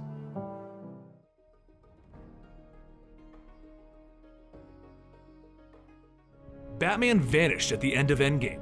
Did he die, or is he just healing up? We don't know the answer to that, but we do know that Batman is needed. The Vigilantes doing whatever they wanted has almost cost us the city of Gotham multiple times. So, who do you have take over as Batman? All of those other guys, they're loose cannons doing whatever they please. They don't have the city's best interest in mind. In fact, it's because of them that things get out of control so often. Vampires, assassins, monsters, aliens, and now Joker-toxined citizens have tried to control the city. We need a Batman that works for Gotham. We need a Batman that we can trust.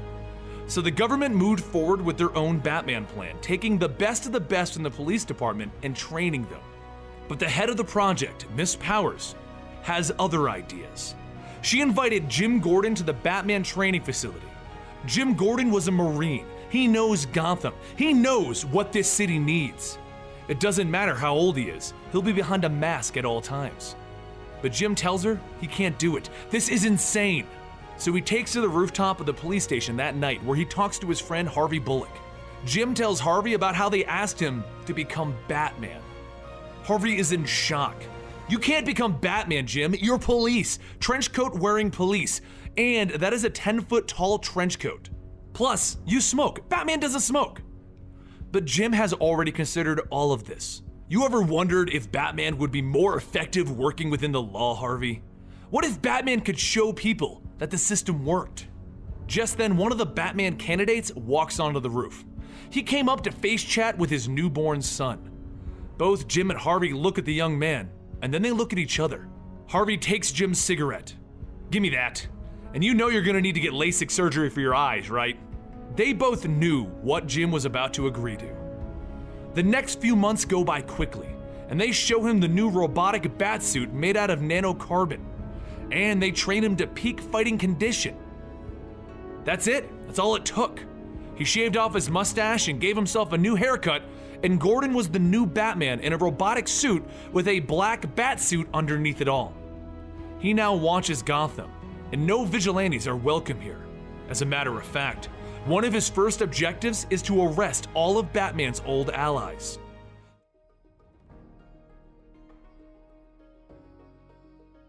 Bruce Wayne is nothing more than a man right now. After the events of Endgame, his mind was healed, and it healed all of the traumatic memories. Without the elements that turned him into Batman, he is nothing more than a billionaire trying his best to help the world with his money.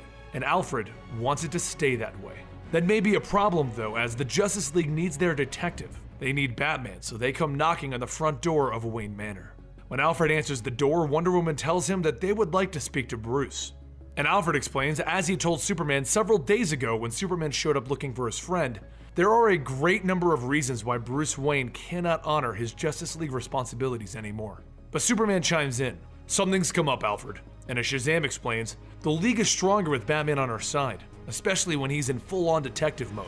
And the Flash finishes the thought. In other words, Mr. Pennyworth, we would like to see if there's a chance that the Bruce we need is still there. We're looking for a lifeline to grab onto and pull him out of this fog. What Bruce has been given is a new lifeline. No history, no baggage, no tragedy, no entanglements. He is truly free to walk in the light and start over. The Bruce Wayne that you need is simply not there anymore. We're asking to reach out to Bruce one final time to help save countless lives, Wonder Woman tells him. And Bruce walks in at that moment. So why don't you ask me? Wonder Woman walked Bruce Wayne to the back of Wayne Manor, where they sat down as she used the lasso of truth to get definitive answers as to his state of mind. He knows about the League, everyone on Earth does, and he knows that he did something for them a long time ago, and he's proud and honored to have helped them. He didn't overhear much of the League's talks with Pennyworth, and if there's anything he can do to help them now, he'd be more than willing to do so. They both then walk back into the main hall, where Wonder Woman tells the team it wouldn't be best for him to try and help them right now. So Superman shakes Bruce Wayne's hand goodbye, and the League leaves the manor, sad that they don't have their Bruce Wayne anymore. Meanwhile, across Gotham, Jim Gordon is putting his bandages on from his latest fight. Once Batman went missing, a new Batman was built, one to protect Gotham and one to remove all of the vigilantes that were potentially causing these problems. He went to the local baseball game as Jim Gordon, and he was called in to stop some F-15s from flying in and attacking Gotham. Using his jetpack, he takes off and he lands on the jets before he begins to take them apart piece by piece and tear the pilot out of it. He then looks on as the destroyed F-15 begins to crash into Gotham, and he calls in help to catch it before it hurts someone. Wonder Woman then shows up and breaks it into pieces. Batman turns to her. "Holy sh! We'll handle these planes, Batman." "Who's we?" He then looks on as the Justice League stops each and every one of the planes, allowing Batman to grab the man behind this entire plan, the Mad Hatter. He then flew over to where the League was waiting for him in awe. This was the Justice League! He lands, wanting to thank them for their help, but Aquaman cuts it short. "We came here for a reason, and time is of the essence, so we'll cut the pleasantry short." They all know who he is, and they need his help. Batman was the detective of the team, and he always spoke very highly of Jim Gordon. He tells them, "Who am I to say no to the Justice League?" So they slap him on the back with a Watchtower teleporter, and the whole group is teleported to the snowy mountains in front of a giant-sized skeleton. Batman gets right to work looking at the hands, because they reveal a lot about a person, as he says. Shazam and Flash dig the hands out of the snow right away, and Batman can see that they are covered with defensive wounds. He then has Wonder Woman lift the skull, where he finds a large entry wound in the back of the skull. Realizing that he stumbled onto a giant homicide, Batman begins looking for the murder weapon, and he finds a club-shaped rock structure a little ways off. Flash runs through the entire area looking for caves, and Shazam helps Batman lift the rock until they can find the cave that it was removed from.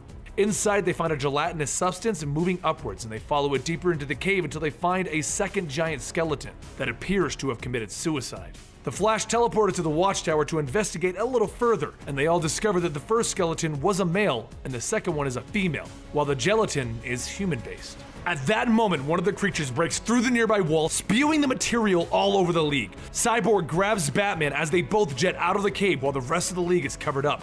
So Batman turns around. "Damn it to hell, I should have done something," and he fires a rocket back in that direction. "Are you crazy? You'll start an avalanche," Cyborg tells him. And then he tells him, "Get a hold of yourself. Blowing up things won't help. Those are my teammates in there, and they'll be fine." Cyborg and Batman both go back inside slowly, where they see the monster crying over the skeleton. And the League stuck in the gel, and that's when Batman puts it all together. He has no idea why or how these creatures got here in the first place, but he believes the female one was pregnant, and the male one was crippled or injured or unable to move. He saw a fracture in his shin. The female must have killed her husband in order to stay alive by eating him, and save the baby.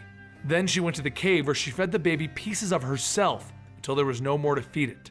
She then killed herself so that the baby could eat the rest and survive. The only problem is that the baby was attached to the mother and he wouldn't leave her side even with her dead. So, its survival mechanism kicked in and it released that gel, which is a kind of breast milk to this creature, but on our world, you can only get it from human eyeballs. He then turns to Cyborg. Can you make a 3D rendering of its mother and superimpose it on that skeleton? Once you do that, the creature will pay attention to its mother and ignore the League, so that they can get the League out of there. Batman takes off providing the distraction, and Cyborg makes the 3D model, which immediately gets the child's attention. With the League free, they scan the creature finally, and they realize that this creature is going to die of starvation soon, and it would be best to hold the 3D rendering there so that the creature can die with its mother. The League then teleports to an earthquake crisis elsewhere, and Batman agrees to stay and keep an eye on this creature as it dies. As they teleport away, Aquaman tells Batman that he just took his first step towards being epic. And once they leave, Gordon takes his helmet off, and then he moves the arm of the 3D rendering around the child while he sings it a lullaby.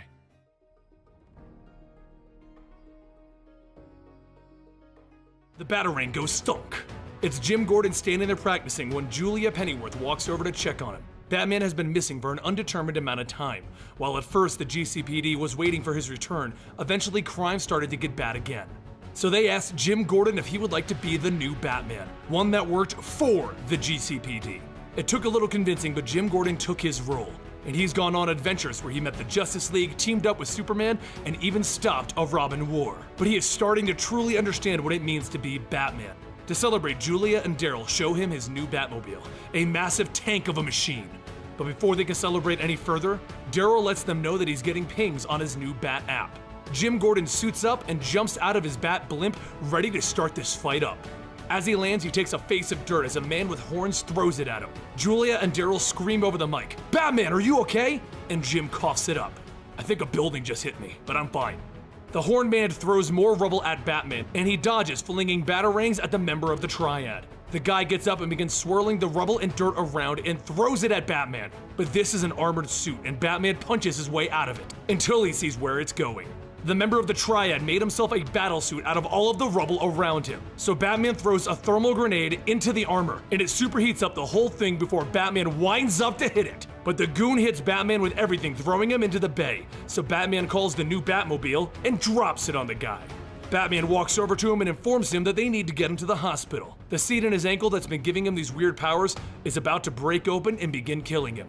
You see, someone's been growing seeds that grant powers to villains and passing them around. But it can kill its user when the villain behind the whole thing wants. Batman walks over to the thug and he asks him, "Who gave you the seed?" And the only answer they get out of him is Mr. Bloom, before he dies from the seed in his ankle. Mr. Bloom. Meanwhile, across Gotham, Bruce Wayne is living a happy life, in which he is helping the less fortunate. You see, at the end of Endgame, he suffered a massive amount of head trauma. The Dynesium that he was laying next to healed up those injuries, but it also healed up any mental trauma that he was dealing with. This gave him amnesia as he doesn't remember the events that turned him into Batman, or any of his life as a superhero. When he showed back up after missing, he decided to use his fortune to help out at a local orphanage. And it is here that he meets Jim Gordon. "Hello, Mr. Wayne. I'm Batman, and I need your help." Bruce Wayne tells him that he has no idea what he can do for Jim Gordon, for Batman. And Gordon hands him one of the seeds explaining that it is from a man named Mr. Bloom, and he's turning people into metahumans with terrible abilities. "I don't know why you're coming to me, Mr. Gordon. Because you are the key to Batman. At least for me, you are. The suit is made out of Wayne Tech, which is your tech. I was hoping that you could help me reconfigure some of the programming so that I can work as Batman privately. Everything I do is being tracked by the police. I'm just the middleman." Bruce very sternly looks at Gordon. "Listen, whoever I was before, I can't be again. This rec center is important to me, and I'm trying to build a life here, using the most basic blocks. Do you understand?" "Bruce, I wasn't trying to." But then both men are interrupted by Julie Madison. She tells Gordon that she doesn't recognize him without his mustache and with all those muscles. So Gordon decides to leave the seat with Bruce and he walks out. While Bruce explains to Julie that Gordon just had the wrong guy, that's all. Meanwhile, sitting outside is Clark Kent and Alfred. Clark wants to know who that man is because it looks like Bruce, but it isn't. So he wants to know what happened to his old friend. Alfred explains that when the cave collapsed on Bruce and Joker, Alfred felt it. The family was hopeful, but Alfred knew that it was over. It was Julie Madison that found Bruce, intact and acting like he had just woken up. After the cave collapsed, everything was healed by the Dynesium, even his mind. With his skull crushed, the Dynesium seeped into his brain and healed up the dead tissue. When Bruce was brought to Alfred, he told him everything about his parents, about Joker's attack, about how he rebuilt Wayne Enterprises as a symbol, and just as he was about to walk Bruce to the clock and into the cave to explain Batman, Bruce told him to stop. Bruce explained that he didn't know what the accident did to him, but he wasn't that person anymore. Clark stopped him. "Alfred, if you won't tell him that he was Batman, I will." "Is that so, Mr. Kent?" "This is Bruce Wayne. He has no combat skills, detective skills, and is missing 15 years of training. It's not recoverable because those memories are gone. He is powerless to wear the cowl. But he's Batman. He always has a way back." Alfred leads Clark to Batman's final invention, a device that would ensure that there was always a Batman in the world. Something that would imprint all of Batman's original pain, training, and memories into a new person. But it doesn't work, because Batman was never meant to live forever. Batman died and Bruce Wayne came back. Let someone else suffer for this cursed city. Back with Jim, he breaks into the Devil Pig's lair, a base of operations for one of the local gangs, and he does so without the robotic suit, but a simple bat suit because he wants to do this without the police knowing. As he walks through the fish hatchery that they are known to keep as their base, he finds a shark with horns and jokingly tells Julia, "Call PETA." Then he looks across the hatchery and he sees him. Mr. Bloom is talking to the leader of the Devil Pigs. Talk about perfect timing. Then the Devil Pigs walk out with guns pointed at Gordon. Julia alerts him that she can't put the suit into stealth mode. Someone is blocking their frequency. It's as if they knew it. They ask Gordon if he's ever seen RoboCop and they cock their guns. But he grabs his Batarang launcher gun and he dives for cover as the bullets fly over his shoulder. Then as the bullets stop, he shoots the shark tank, freeing the freakish shark, and he uses it for cover, shooting up the rest of the guys. Thinking he's won, he reports in, but that's when the floor gives way and he finds himself in an industrial furnace. Julia calls to him, "Get out, you'll be cooked alive!" But then her face is smashed against the window of the van as someone has found her. Meanwhile, back at the rec center, a young boy named Duke breaks into the back room to get his hands on the seed Gordon left for Bruce. And back with Mr. Bloom, he takes a meeting with Cobblepot to inform him that Cobblepot will not be a part of any of this. He will not be supplied with the superpower-granting seeds. Cobblepot has his men shoot Mr. Bloom in the face, but Mr. Bloom gets back up. "I am but a weed." And then Mr. Bloom stabs Cobblepot through the stomach along with all of his men. And weeds grow very fast. Gordon fiddles with his gun, but it's been fried. The temperature is rising fast. Gordon realizes while he has a Batarang gun, he'll need to do this the old-fashioned way and throw his Batarang. He takes aim and he throws it with all of his might. And on the main level, the goons are trying to save who they can to report the whole thing to Mr. Bloom until Gordon punches the main goon across the jaw. "Stay down! Now where the hell is Bloom?" A guy sneaks up on him and he beats him in the face with his elbow. But the men on the ground aren't down and they start hitting Gordon all over and pulling him down and clawing at him. Blood begins to pool on the ground as Gordon realizes he's done. It's over, and he begins to fade until the ceiling caves in and in jumps the robotic bat suit. The bat blimp informs him that they picked up Julia and the suit is on autopilot. Just relax and let it do its thing. The suit launches missiles to counter their RPGs and it beats the thugs down with a fish. Gordon is amazed and they explain that this is partner mode, and his partner is here for him. Across Gotham the next day, Bruce is walking through the wreckage of Joker's attack. It's there that he sees kids trying to bury the wreckage with dirt, for fear that some other psycho will arrive and try to use it. Bruce realizes that he's helping this rec center so the kids can feel safe here, but they don't feel safe if they're waiting for the next attack. Julie explains that she used to be afraid of her father breaking out of prison or just being let go. While she used to toughen up to get through the next day, Bruce had been through something far more dramatic, and instead of feeling safe, he channeled whatever fear he felt into making other people feel brave. Years later, she saw him on TV doing that for the whole city, and what she tells him is if he needs to do it again on a bigger scale, she'd understand. Bruce tells her what Gordon wanted he can't do. He doesn't know anything that happens with Wayne Enterprises any longer. He even went to the manor the other day to try on his old suits, and he wasn't the man in the photos. That man is gone. So Julie tells him that they'll figure things out here. And for the record, what he's doing matters to these kids and to her. Then Bruce kisses her on the forehead, and before he can tell her that he loves her, she tells him to shut up, and they walk back in together. Meanwhile, Gordon is recovering and speaking to Jerry, one of the heads of the whole Batman project. She's firing him. The whole Devil Pig situation is all over the news, and at the presentation this morning, she would like Jim to resign his position.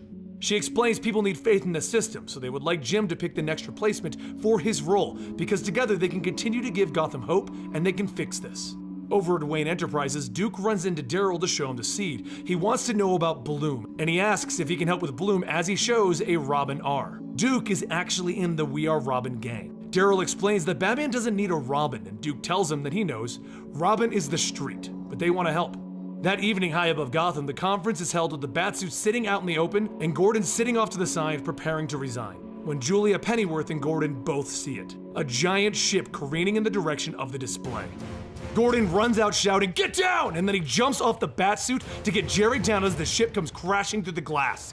Various weeds shoot out, killing individuals, and Mr. Bloom steps out. The party's just started! Mr. Bloom walks through the hall, killing everyone around him, even cracking little jokes at the expense of his victims as he dips his finger in the dip and tells someone to relax. Have some dip, stabbing them in the eye with the dip. Then once he has the richest of Gotham's members' attention, he tells them, "I was like you once, a bleeding heart," as he stabs another man in the chest. "A soldier of Gotham," as he points to Commissioner Sawyer, "and the community activists." Jerry steps up. "What do you want? You're just hurting people." That's when he reaches into his pocket. "I just want you to keep doing what you're doing. Here, take my contribution to the fundraiser." And he hands Jerry $1. Before he can kill Jerry though, as he is threatening, Gordon jumps on his back and fires batarangs into the back of his head. As he throws Gordon aside, Gordon yells out, "Hey rookie, go pick some flowers." The suit turns on and it begins to move towards Mr. Bloom.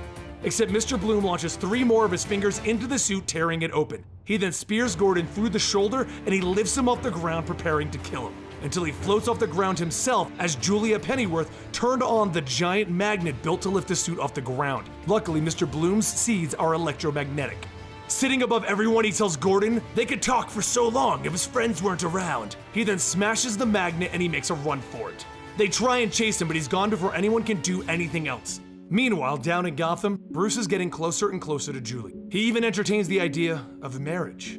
Over at the Iceberg Lounge, Duke is sneaking into Cobblepot's base of operations. Everyone knows that Bloom put Cobblepot in the hospital before anything could happen, so Duke is hoping to find something as he opens up a book in a locked drawer, and he is in shock. But Cobblepot and his friends all come down to find Duke dangling there.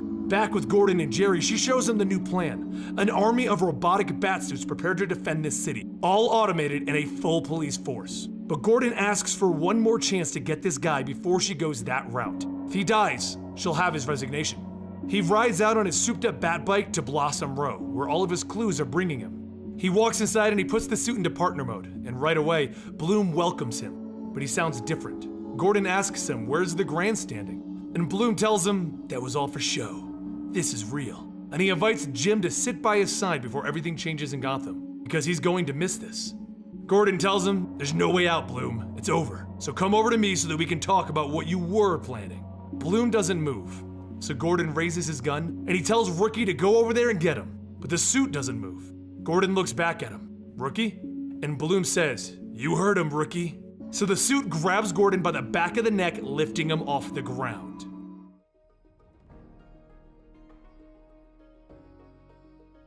The suit's grip is tightening around Gordon's throat, and he begs for Rookie to stop. Julia Pennyworth calls up Gordon over the comms. It's no use, Mr. Bloom put a transmitter into the suit back in the ballroom.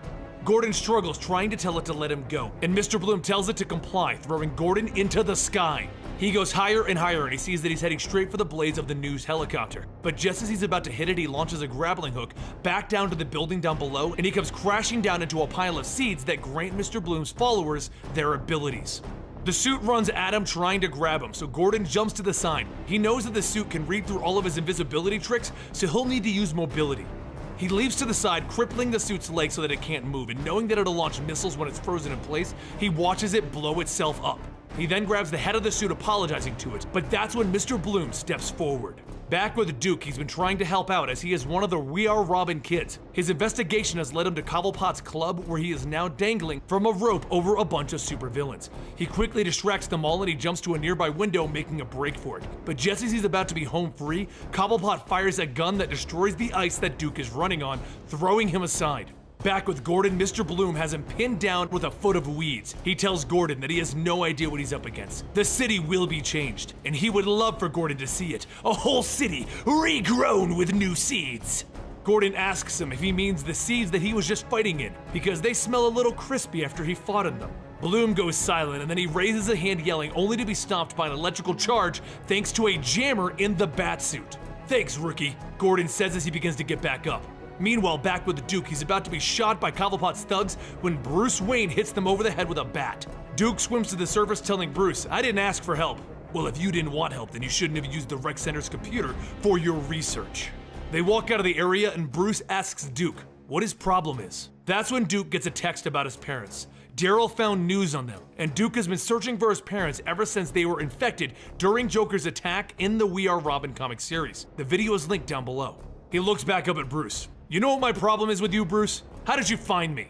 I told you. The seed was gone, so I looked up the search history on the computer and I discovered it. You discovered? No, you deduced. You figured out how to fix the AC in the rec center. You figured out how to turn a horror show into a playground. You figure out things, Bruce. You solve riddles. You're the damn best at it. You're the best in the world. Look what's right in front of your face. What the hell are you talking about? Duke leads Bruce down onto some train tracks with the train approaching fast, and he stops on the tracks telling Bruce, "What do you see?"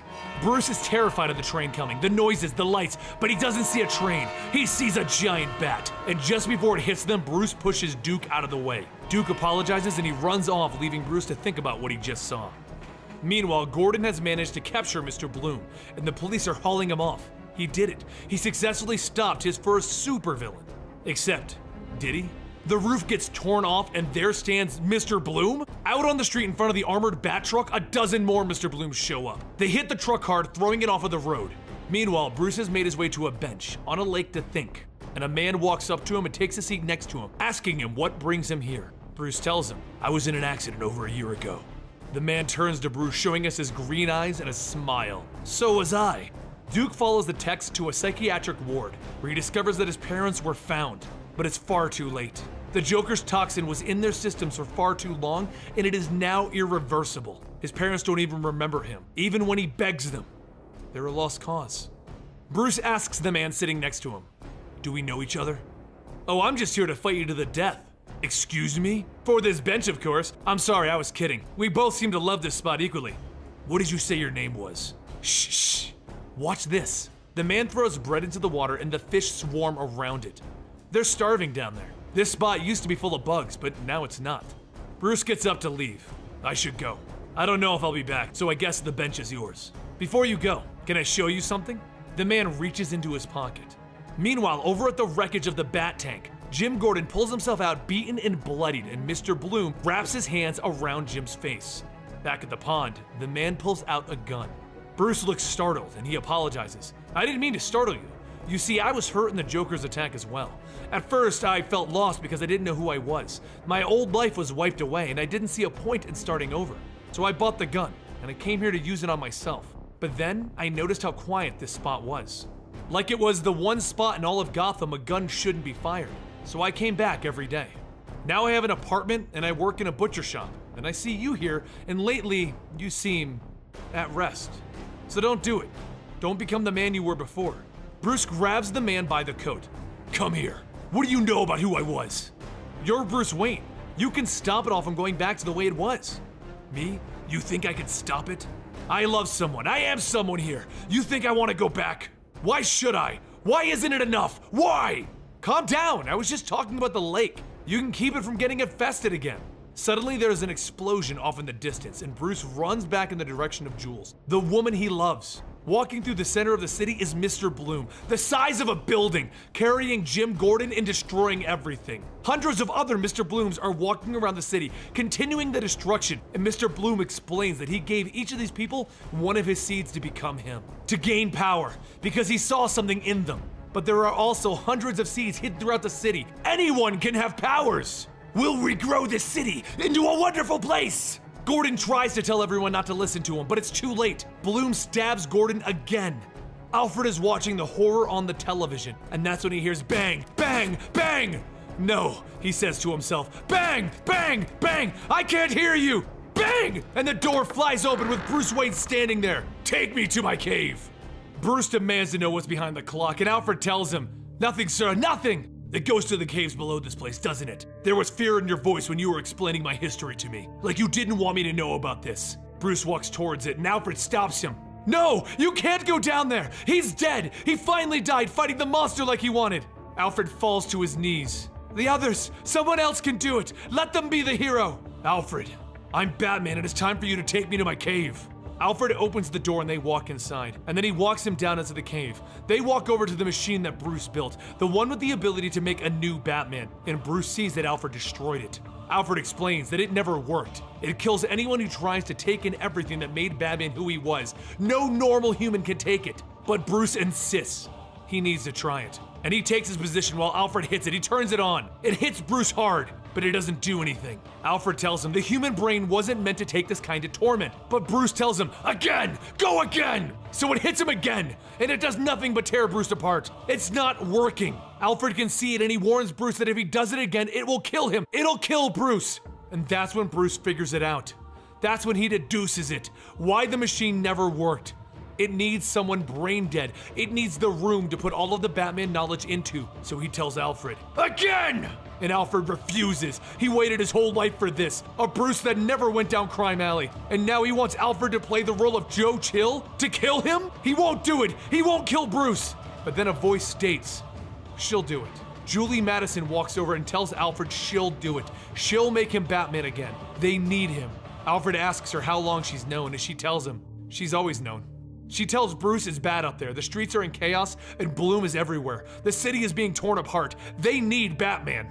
So Julie hits the button and she wishes goodbye to Bruce, goodbye to her life with him. It hits Bruce hard with all of the warnings of brain death occurring. And when it's over, Bruce turns to Alfred. Explain what's going on to me in the car. After being flung to the side by Bloom, Julia Pennyworth picked up Gordon and moved him to a chopper to load him up. The army of Batsuits that Jerry mentioned earlier also began moving in to save Gotham. An army of Batmen. Except using his electromagnetic-based powers, Bloom is able to take control of all of the suits just like he did with Rookie, and they all turn on Gotham to continue the destruction. Then a few of Gordon's former enemies arrive on the rooftop, keeping Gordon from being loaded up. One of them tells Gordon that he sapped this building and the bat signal of their power to use it on him. It's only fitting for him to die to the power that he used, because he really isn't Bat. But before he can finish that sentence, his head is shoved into the corner of the bat signal by Batman. No, I am. Hello, Jim. Who died and made you Batman? He grabs a flagpole and he begins flipping and twirling around, taking out the followers of Bloom. Batman is back! When he defeats them all, Gordon walks over to him. Yeah, I was about to do that, the whole flagpole flip thing. I just didn't want to steal your thunder. He then looks Batman in the eyes. I'm sorry. But before he can finish, an energy pulse goes off through the city, cracking the building that they are on. They both look into the center of the city to see where the source of the energy is coming from, and they see that Bloom is drawing all of the energy into the center, to a strange star. Jerry calls Gordon to explain. The super collider in the city, it's feeding on the energy from the seeds that people are taking and funneling them into beams. What he's creating can destroy the entire city if it keeps growing. Gordon tells her they're on it. But as they go to leave, Batman handcuffs Gordon to a helicopter, telling him to get to the hospital. He has this. Up in the Bat Blimp high over the city, Daryl is watching the city burn beneath him, and that's when Duke suddenly arrives on the blimp. He tells Daryl that his parents are a lost cause. They're infected by the Joker serum with no cure. He feels that this whole Robbins thing has led him to this moment, only to have Gotham throw it back in his face that the two people he was trying to honor will only spew venom from this point forward. Duke wanted to quit everything, throw away his Robin art, and quit this gig, even throw away the evidence that he found in Cobblepot's hideout. But he decided to push forward and ask Daryl what he knows. Because the information that he found in Cobblepot's lab is a list of names, and on that list is Daryl and Duke. Cobblepot was tracking a list of grant nominees in an attempt to track Bloom's tech to its source. He looks at Daryl, the man that's been trying to help Jim Gordon Batman since the start, and he asks him, "Tell me what's going on right now." And Daryl turns to him, knocking him to the window, becoming deformed and changed by a seed. No! Out on the streets, Mr. Bloom is walking around feeling triumphant when Batman kicks him in his giant head. And just as he goes in to cut Mr. Bloom's head with a batarang, the Robo-Batsuits open fire on him. He jumps off Mr. Bloom, and Bloom makes a break for it, while Batman is left dealing with the robot versions of himself.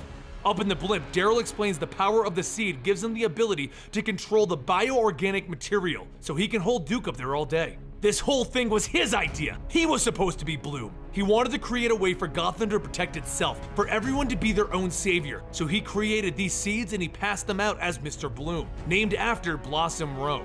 But when he tried to make it work and have a control measure in place, one of his test subjects got all of the power and then took his mask, killing everyone else that was involved. He called himself Daryl's monster, and Daryl had no idea which of his subjects was that individual. Then he bastardized all of Daryl's research. Duke breaks from Daryl's hold and kicks him upside the head. While down on the streets below, everyone is trying to come up with a plan. While Batman is fighting the robots, Gordon has the idea to use the dampener that they used earlier to stop Bloom and the Strange Star. But he needs to amplify it somehow to make it work with someone the size of Bloom. But as he walks over to the antenna that Jerry is telling him will work, Bloom crushes it. He then starts crushing the building that Gordon is in until a giant fist punches him. Batman commandeered one of the giant batsuits and he starts demolishing Bloom. Jim, I told you to go to the hospital. I'm on my way. You stayed, so do your part. I've removed the super seed from his back. That's what I was gonna do, but he destroyed the antenna. I don't want to hear it. Find a way. Batman keeps beating on Bloom, and Bloom tries to reason with him. I'm telling you, Batman, we want the same thing. Batman runs Bloom's head through a building, cutting it up. Join me, and we'll make Gotham amazing. What do you say? Batman stands still. Hang on, I'm thinking about it. Stay right there. And then a building falls on Bloom. Bloom breaks out of the building, growing even larger, and then he starts cutting into Batman's batsuit and throwing acid on it. As he stands over Batman ready to end this, a massive explosion goes off on him. Duke is taking control of the Bat Blimp and he's opening fire on Bloom. Batman gets up and he begins cutting open the back of Mr. Bloom, trying to take out the super seed. But Bloom gets up, burying his weeds into the batsuit. Then Duke turns on the Bat Blimp's magnet, pulling Bloom into the sky, pulling him off of Batman. Gordon suits up in his robo-batsuit and walks over to grab a special metal that Jerry gave him earlier. She told him that it was a superconductive metal, so he has an idea. Mr. Bloom tries to struggle to get away from the magnet, but the more that he pulls against the magnet, the more he uses his electromagnetic-based powers, and the more the magnet pulls on him. He can't break free. But the struggle with the magnet is causing the blimp to start blowing up. So Duke grabs a parachute and he makes a break for it. But as he's falling, the chute breaks and he begins to plummet to his death until Batman saves him. Everyone sees that Batman is back and they know that this isn't good for the bad guys, so they start tearing out their own seeds. Gordon walks up to the roof with Bloom being held to the magnet and his strange star almost at max capacity. He holds up the superconductor and he tells the rookie to turn on the signal blocker, and the signal is boosted to massive levels and it blocks Bloom's entire operation. With it blocking all of the energy being absorbed into the strange star and everyone removing their seeds, Bloom's plan is a failure. Good guys win again. Gordon wakes up in the hospital with his hair growing back and his mustache growing back even faster than anything else on his head. Jerry walks in telling him that she shut down the Batman project. With the real Batman back in the city, they don't need any more superheroes. They need heroes, regular people. So because of that, she's going to invest the Batman project money into the GCPD, and doing so got Gordon his old job back as commissioner. Jim asks for a moment and he steps out onto the fire escape where Batman is waiting for him. He apologizes, and Batman told him he did a great job. While Joker is an insane maniac and he's Batman's villain, Bloom was Gordon's villain. Bloom was potentially anyone who loses hope in the city. Then Batman thanks Gordon for keeping Gotham safe while he was gone, and he takes off. Duke went home with his parents found, and he was in tears. Everything he did was for nothing. He didn't save his parents, and he never will. That's when Bruce Wayne arrived with an offer for the young Robin. At the rec center, Julie thought that she saw someone outside. So she walked outside and she found a new brick put into the wall. The bricks in the wall were of anyone who helped rebuild Gotham. And she found a new one that wasn't there before. Bruce Wayne.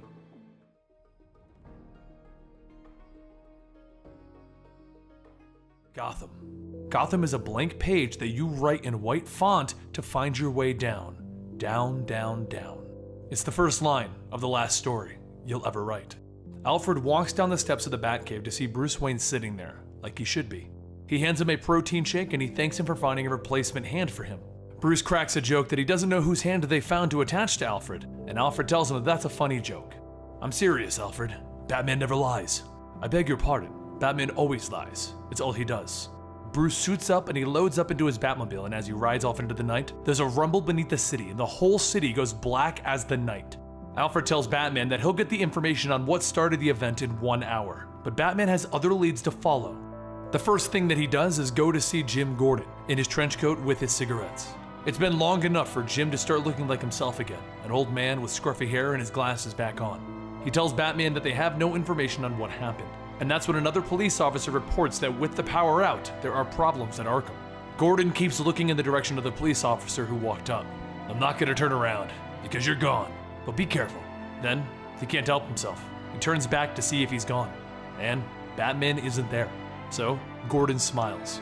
Batman arrived at Arkham in time to see Clayface, Bane, Mr. Freeze, Poison Ivy, Croc, Riddler, and Scarecrow making a break for it. As Batman got ready to fight them, the director of Arkham turned on an emergency jail cell laser bar, and he told Batman not to worry. He has it under control. You can go relax, Batman. So Batman walks away asking Alfred if he's gotten anything yet. But the only thing that Alfred can report on is that whatever's happening is happening underground. Deep beneath the city is the Court of Owls as they push their boat across the canals of the city. They push a button to talk to the heads of the Court of the Owls, and they inform the members that this is not of their doing. So then a large woman knocks out the other two men that she came with, and we see that it's Batman in disguise as he reports back to Alfred. No trail here, Penny One. It's not the Court of the Owls. Batman goes back to the surface where he breaks into the Penguin's hideout to overhear his plans. And the Penguin says that this is not the night for him to do anything. Over by the lake, our mysterious man with green eyes and a crooked smile smacks a bug in his neck stating, "Not yet, not this night." Gotham is sitting with your back to the wall, your hand on the gun, waiting for the doors to swing open. Gotham is. Batman looks into a room where a fire is being started and he jumps in. A man with a beard is shocked to see that it's Batman, and Penny One tells Batman that this man has an extensive record. He could be the man, and Batman glares at him. But the man explains that he used to be in the Whisper Gang, and when Batman was looking for the Owls, he took the Whisper Gang down. The whole thing woke him up, and he went to work at the Gotham Gazette after going to school. Batman saved his life, and right now, he's trying to upload his latest article. Batman turns around and he goes out the window that he came in, telling the man to go home. The man says sure, but he wants to finish this article first. Gotham is constantly surprising. I can only hope that you're reading this, Batman. In case you don't know, I asked everyone what is Gotham. At first the letters were dark, pretty hopeless. But over the last few years, everything's changed. They've been much lighter than before. I wanted to show you how much Gotham has changed, and I'm hoping you can look around and maybe not see it at its worst. And you can see us at our best. Maybe then you can take a night to yourself, a night off. Batman went to one of the highest points in the city when he got a call from Alfred. "Sir, you're not going to believe this, but that tremor was a natural occurrence. The power should come on any moment." At that moment, it did turn back on, and Batman looked over his city. "Understood, Alfred. Still watching just in case. Gotham is Batman." The end. And that was the full story for Batman New 52 by Scott Snyder. This was just the core run and did not include Batman Eternal, Batman and Robin Eternal, and the death of Robin, but we do also have those full stories here on the channel if you want to check them out. But let me know your thoughts on today's video. This was Benny's all-time favorite Batman run, so I'm curious where it ranks in your Bat favorites. And as always, like and subscribe for full stories every Tuesday. I'm Dan with Comicstorian, and we will see you next time. Rest in peace, Benny.